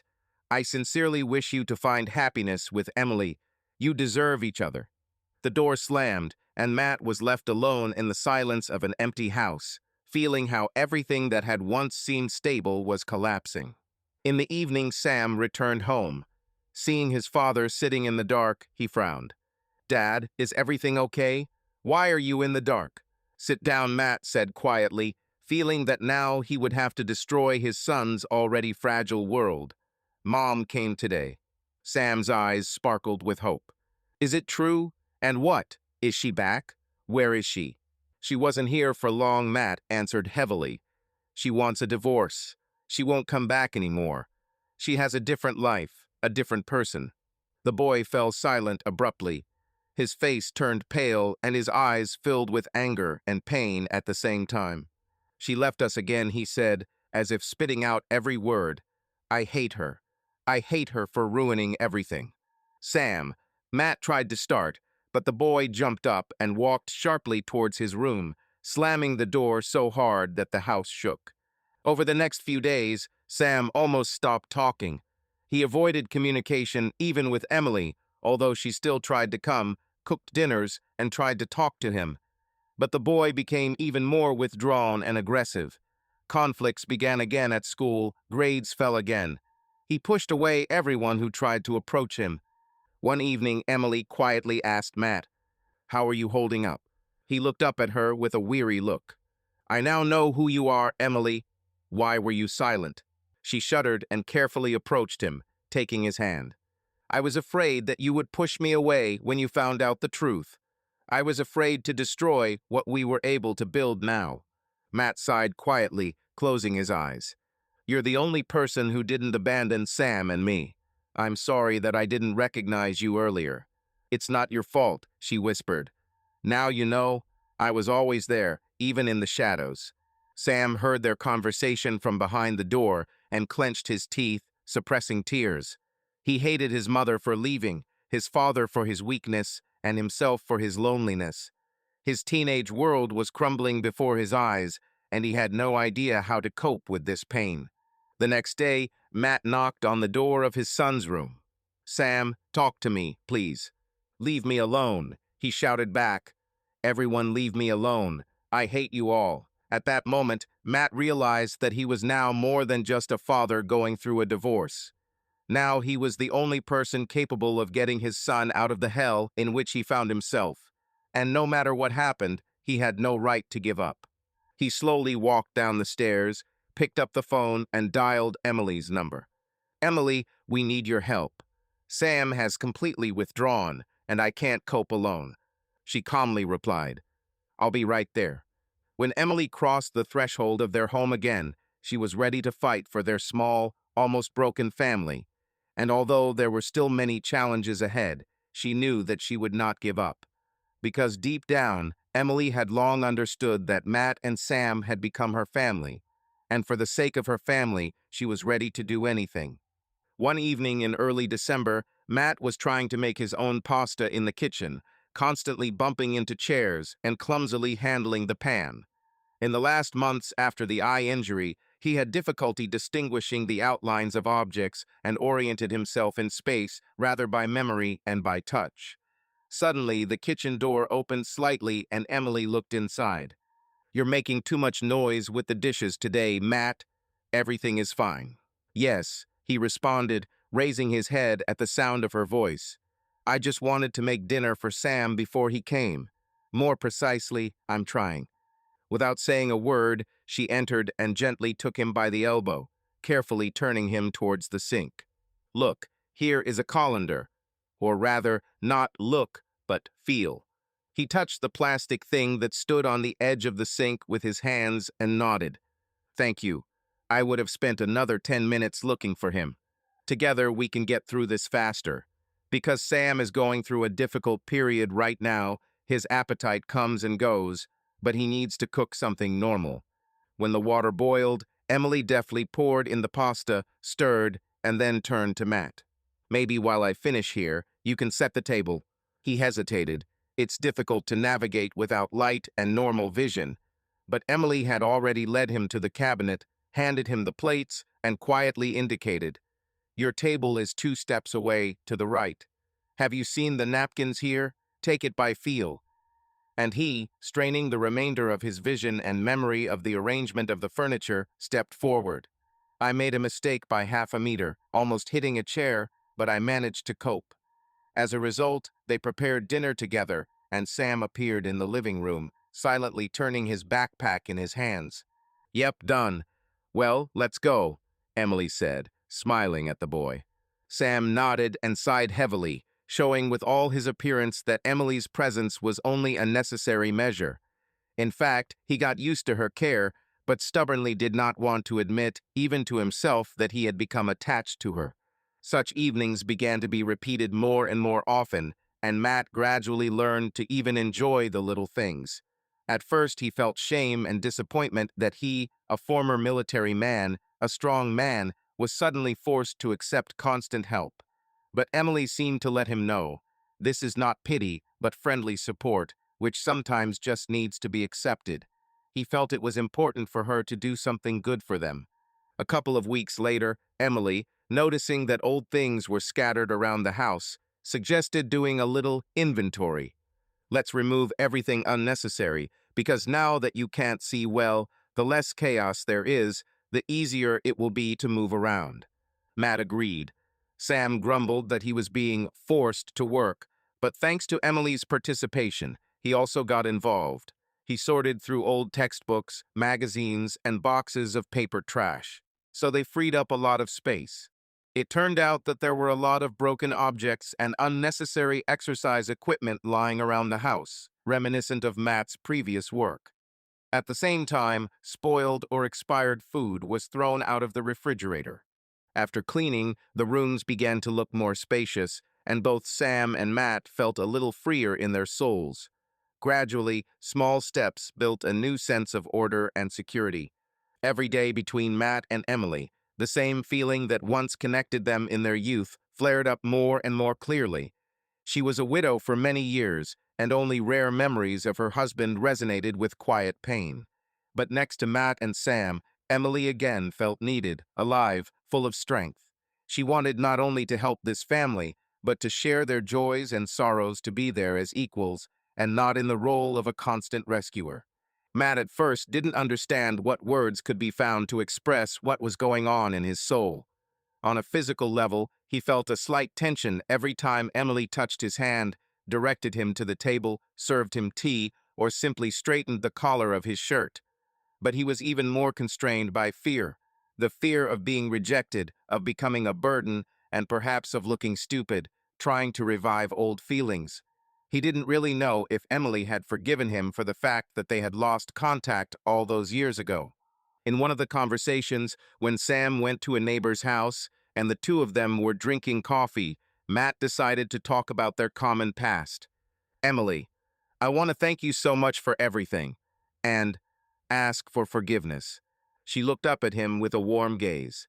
"Sorry for what, Matt?" "Because then, in my youth, I left and we got lost. I was sure that we would write to each other, but the letters stopped coming. Everything went differently." Emily lowered her eyes to the cup. "And it's my fault. At some point, I stopped answering. I was captivated by my studies, new goals. And then, when I wanted to reconnect, you were already far away, and apparently, you already had a different life." He sighed. "Yes, life took me away. Then Linda appeared, and you know how it all turned out." Emily looked at him with regret, but without reproach. "It was a long time ago. I don't hold a grudge. I understand everything. We were all young and naive then." Matt carefully found her hand on the table and covered it with his palm. "But still He stopped short. He still didn't have the courage to say, "I love you." She sensed his confusion and smiled sadly. "You don't have to say anything, Matt. Let's just let it go as it goes." That evening, he walked her to the door, holding her by the elbow so that she wouldn't trip on the threshold, even though he actually needed support himself. But there was something touching in this gesture, as if he was demonstrating his desire to protect her, no matter what. While a new feeling was growing between the adults, Sam continued to remain in limbo. He had little interest in schoolwork, although his grades were slowly leveling out. Youthful rebellion resulted in rudeness at home and frequent outbursts of irritation. However, Emily noticed that when Sam was angry with her, he still listened to her words. In fact, she became an important figure for him, even if he did not want to admit it. One day, when they were walking together after school, Matt was waiting in the car with a familiar driver, and Emily was supposed to accompany Sam. The boy suddenly stopped at the school stadium. The local baseball team is training there. He stared at the players as if hypnotized. When Emily asked why he was looking like that, Sam turned away and muttered, "Dad once said he was on the school baseball team. Could hit a home run while still a teenager." Emily remembered she herself had once supported Matt at matches and admired his tenacity and swiftness. And now an idea came to her mind. "Do you want to try going to the baseball club?"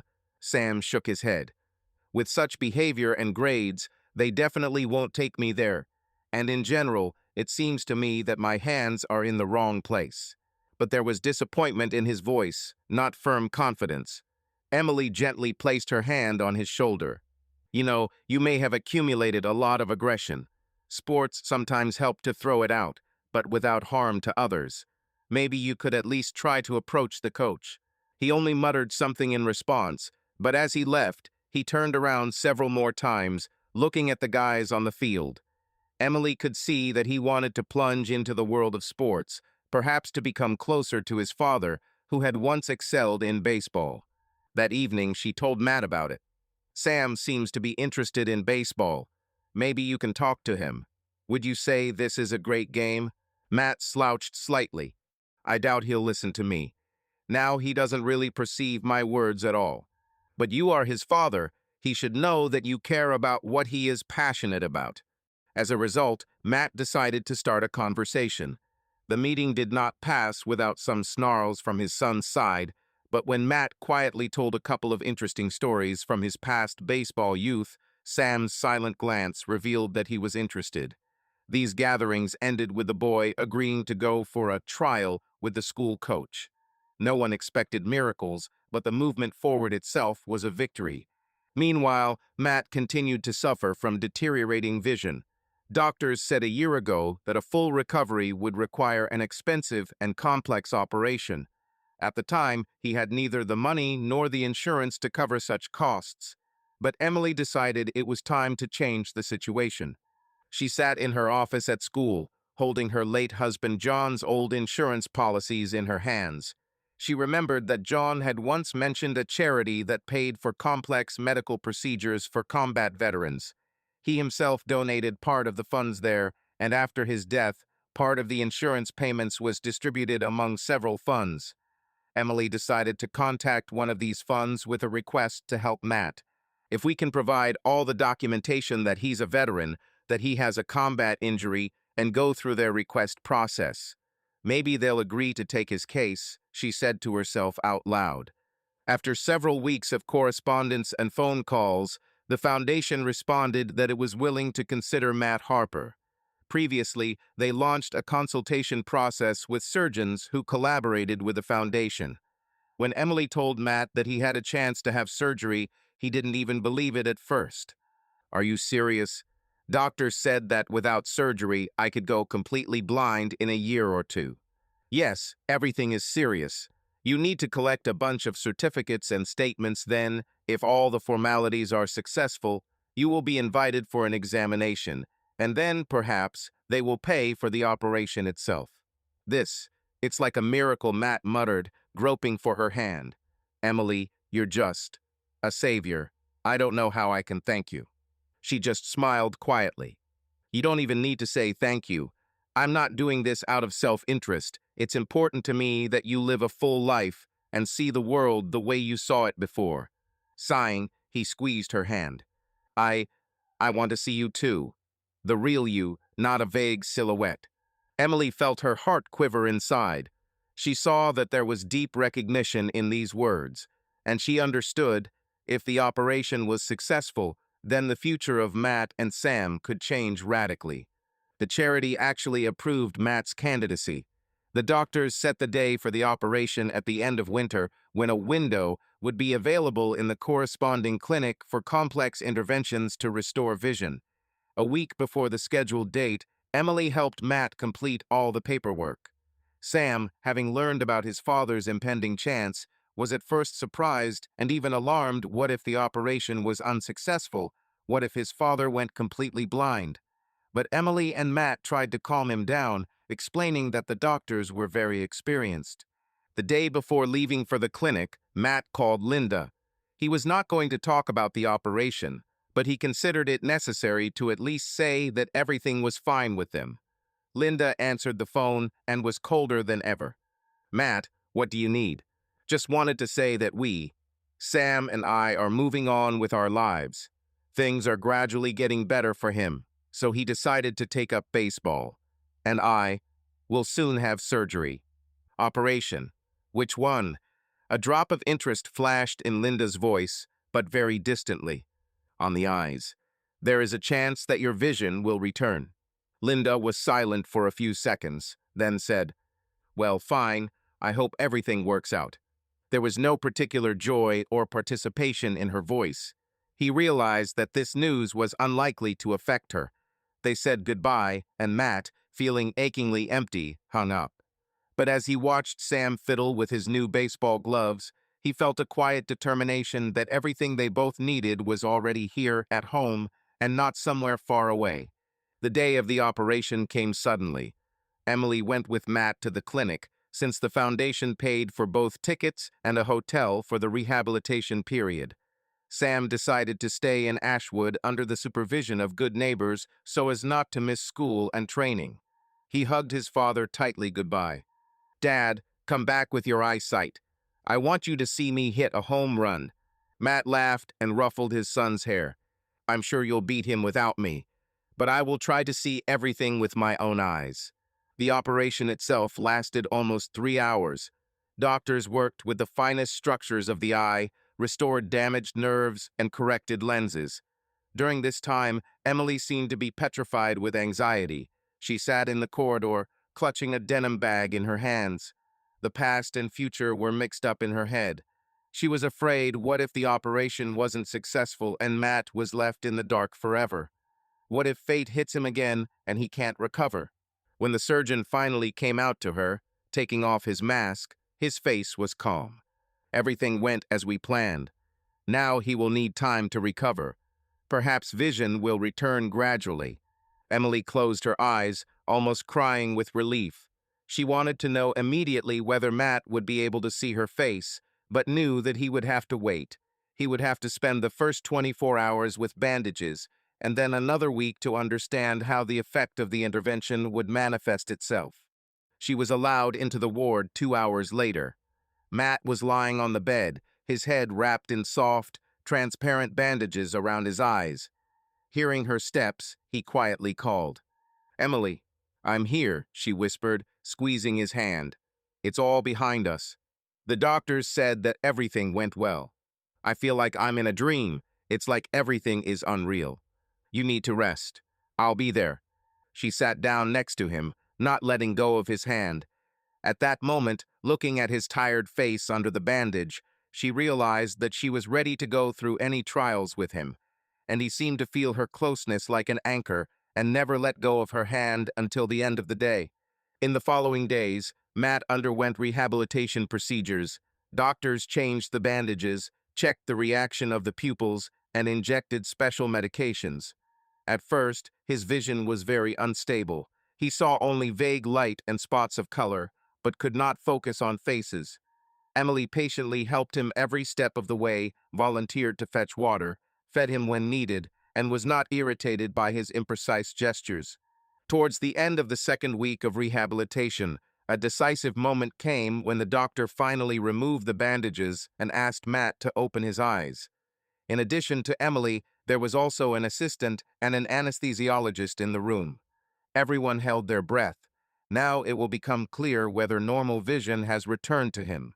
Matt slowly raised his eyelids. The world flashed with a bright light, and he closed his eyes, getting used to the brightness. Then, on the second try, I was able to make out the outline. A room, instruments, white walls. And finally, he turned his gaze to the female figure standing next to him. His heart sank to the limit. In front of him was Emily Brooks, his first love, who was no longer a shadow, not a vague figure, but a living, beautiful woman with soft features and radiant eyes. Years passed, barely noticeable silver threads were visible in her hair, and the experience of a difficult life was visible in her eyes. But she was exactly the Emily he once loved with all his heart. He slowly reached out, touching her cheek to make sure she was real. I caught the uneven breathing of Emily, who stood motionless, as if she was afraid to move and disturb this magical moment. "That's what you are," he whispered, "and I thought that my memory would deceive me, but you are more beautiful than I could imagine." Emily couldn't hold back her tears. They welled up before her eyes, and she laughed quietly through her tears. "Are you feeling better? Do you see?" "Yes, I see. Thank God I see." They stood there, not noticing the doctors who were smiling on the sidelines. This moment seemed to both of them to be more than just a medical success. It was a point of return to their common destiny, a story that seemed lost many years ago and which has now found a second chance at life. A few days later, doctors recognized that the operation was successful. Of course, Matt had to wear special safety glasses, avoid sudden strain on his eyes, and continue the course of drops. But his vision is expected to return to near normal. There was still a small risk that with severe stress or injury, vision would deteriorate, but so far everything was going well. It's time to return to Ashwood. When Sam saw his father getting out of the car and taking off his dark safety glasses, he froze in confusion. Matt took a few steps towards his son and looked carefully at his teenage face, in which he could discern the features of his mother and partly of himself. And he smiled for the first time in a long time, sincerely and confidently. "Sam, I see you. Clearly." The boy, usually reserved in expressing his feelings, shifted awkwardly from foot to foot for a moment, and then stepped forward and hugged his father tightly. "Dad, this is great." He just exhaled. Emily, standing nearby, watched this scene with tears in her eyes. She again remembered her old dreams that one day she and Matt would have children, and Matt would look at her and his son with a smile. And even though their story turned out differently, now a piece of their former dreams is embodied in this frame. That same evening, the three of them sat in the kitchen. Matt examined the house carefully, as if he was seeing it for the first time, looking at the drawings on the walls, furniture, lamps, and small details. Sam asked about the clinic, how everything went, but most of all he asked about his father's well-being. "Doesn't it hurt when you look at the light?" "It hurts my eyes a little, but the doctors said it was temporary.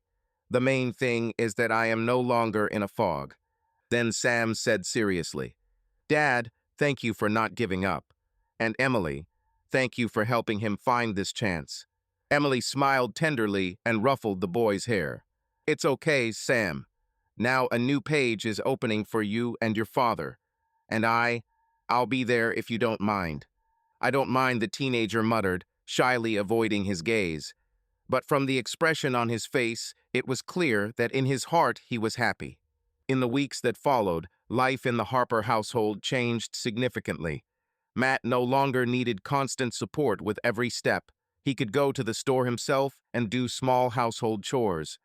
Now he was preparing dinner for Sam and for Emily, who often stayed with them late, helping her son with his homework. At some point, Sam teased his father. "Dad, why did you lure my teacher from school to our home?" Matt, embarrassed, just looked away. But Emily laughed. "Well, you know, Sam, you're just lucky with your class teacher. You have to make sure you don't get lazy." Sam just snorted, but there was a mocking warmth in his eyes. Over time, it was these warm, half-joking dialogues that began to cement their little family. Now Emily was cooking breakfast when she spent the night with them, and Matt was picking Sam up from school. Sometimes all three of them spent the evening playing board games or watching old movies that Emily and Matt loved in their youth. One of these evenings, when Sam had already gone to his room, Matt and Emily remained in the living room. There was unfinished tea and a couple of cookies on the table, and through the window one could see a dark street with occasional lantern lights. "You know, Matt began, not daring to continue. "What?" Emily smiled, looking into his eyes. "I want you to know that what I feel now is not just nostalgia for our time at school. I love you, and I'm scared to think that suddenly you decide to leave, or that at one moment everything will collapse." He spoke quickly, haltingly, fearing that Emily would not understand. But she took his hand and answered evenly and calmly. "I've known this for a long time, Matt, and I love you myself. Perhaps this feeling grew out of those school years, but now it is different adult, conscious. I lost my husband. You also went through the pain of war and divorce. And yet we ended up here, next to each other." Matt slowly hugged her, repeating in a whisper, "Thank you for being with me." And in this phrase, there was not only a call of love, but also gratitude for everything she did. Emily, clinging to him, felt that her heart was finally finding peace. They may not be the young guys who built illusions about eternal happiness, but they now have a real chance to live together. But life is not always without surprises, and soon Linda intervened in the calm picture. After months of silence, she suddenly showed up in Ashwood. It turns out that her relationship in London with her new boyfriend has cracked. Perhaps everything turned out to be not as rosy as she imagined. Now she suddenly decided that she needed a meeting with her son. One day after school, Sam returned not in a very good mood. Matt noticed his thoughtful face and asked, "Sam, what happened? Did you have a fight with someone during training again?" The boy shook his head. "No, Mom came to school. She said she wanted to talk to me, wanted to take me to a cafe, and ask how I was doing. Matt raised his eyebrows. And what did you answer? Nothing special. He said that I had training and didn't have time. She seemed offended. In the evening, Linda rang the doorbell. Having opened it, Matt saw her on the threshold in an expensive raincoat, with a suitcase at her feet. Her face was tired, but still cold. She looked at Matt, noted that he was not wearing a blindfold, and frowned. So, does this mean the operation was successful? Yes, Linda. I see again, he confirmed calmly. I'm glad for you, she said almost mechanically. I decided to live here in my house for now. Or have you already forgotten that according to the papers, the house is divided into my share? Matt felt a wave of indignation rise within him. After all, she herself gave up all rights to the house, declaring that she would not return. But legally, they only managed to get a divorce, and they delayed the division of property. Sam and I live here now. And he hesitated, biting his tongue. And your governess, yes? Linda raised her eyebrows. They say you have your old love by your side now, Miss Brooks. Matt could hardly restrain himself. Emily is helping us. I live with her. And if you want to see Sam, you are welcome, but without any claims to living space. This house is officially in the name of both of us, but I can pay you your share if you want. She raised her chin slightly. Want. And I also want my son to decide for himself who he should be with. In the evening, Linda tried to talk to Sam, calling him to go outside for a walk, but the boy sharply refused, shouting, I don't care about your life. You abandoned me, and now you've suddenly come back. I'll live with Dad and Emily. This was a hard blow for Linda. She stood in the middle of the living room, unable to believe that her son was saying such a thing. But then she pursed her lips, turned around, and walked out, slamming the door loudly. Sam fell onto the couch, breathing heavily, and Matt sat down next to him and put his arm around his shoulders. Son, calm down. I understand that you are hurt. Dad, I don't want to see her anymore. She's nobody to me. Matt squeezed his shoulder tighter. She's your mother, Sam, and someday you might want to talk to her and forgive her. But now everything is in your hands. The main thing is that you do not destroy yourself because of resentment. The boy turned away, but did not scream anymore. He was still in pain, but his father's presence and Emily's care helped him stay focused. Some time later, Linda disappeared from the city as suddenly as she had appeared. Apparently, she was not satisfied with the terms of reconciliation, and her son was clearly not attracted to her. Matt paid her legal compensation for her share in the house. One of his colleagues helped by loaning her the required amount. In a legal sense, the Harper house now belongs entirely to Matt, and Linda had nothing to do with it. This event became a kind of point. The lives of Matt and Sam were finally disconnected from previous conflicts, and next to them was Emily, who not only helped, but gradually shared all aspects of their life. They no longer doubted that they were a real family, although this was not formally formalized by marriage. Sam showed more and more clearly that he perceived Emily as a family member. Sometimes he would blurt out, Emily's mom, then fall silent in embarrassment. But she just stroked his head and smiled a warm smile. Several more months passed. Matt regained not only his vision, but also his former form. He took up physical training again and started running in the morning. Ashwood Sports Center happily took him back as an instructor, this time not just with teenagers, but with adult fitness groups as well. Sam continued to practice baseball, and although he did not become the star of the team, at least he found excitement and a way to express his emotions in this activity. Emily continued to work at school and came home with a pile of notebooks and assignments. Sometimes Matt joked that she cut Sam some slack, but she answered sternly, What's more, everyone is equal to me. Whether my son is a student or not, he won't get a single bad A. Matt smiled quietly as he watched a serious Emily check her dictations at the kitchen table. He could finally admire her face and sincerely considered it the dearest and most beloved in the world. Several neighbors, out of curiosity, asked if Matt was getting married again, and if this was the same Emily Brooks from his high school days. Matt laughed it off at first, but deep down he already understood that there was a moment in their relationship when they wanted to move to the next level. And one evening he made up his mind. When Sam went to a friend's house for the night, Matt placed small candles around the house. It was not for nothing that he could not use electric light for some time and got used to the soft flickering.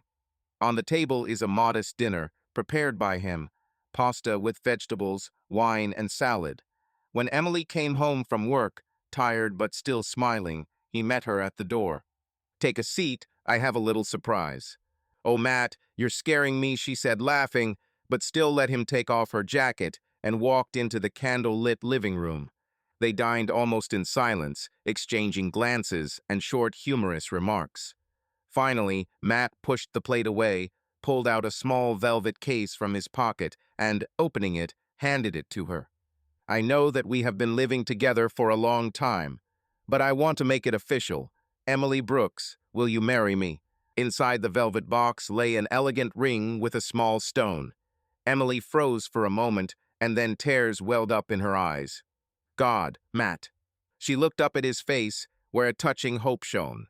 "Of course, yes," she whispered, feeling her heart ready to jump out of her chest. He put the ring on her finger and pressed her hands to his lips.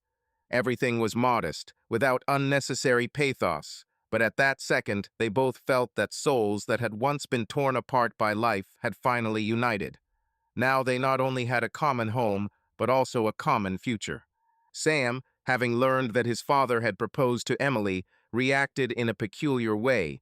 He muttered something incomprehensible, but soon broke into a wide smile. "Well, that's cool, right?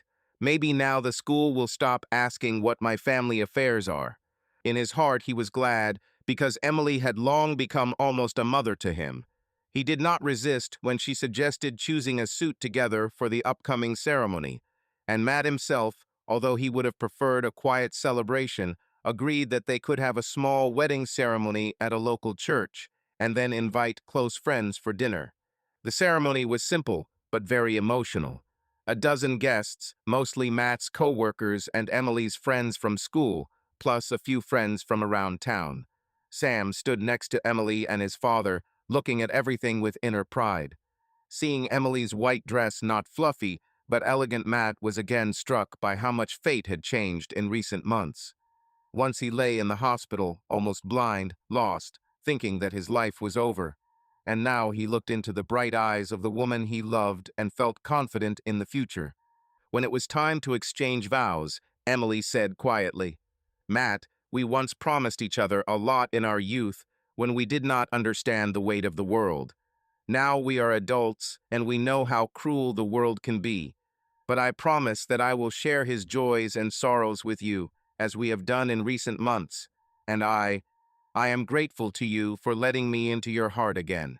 Matt, trying not to waver in his voice, replied, "Emily, you are my past, present, and future. I can no longer imagine my life without you. I promise to keep you and Sam safe, no matter what the circumstances, and I will never let us get lost to each other again."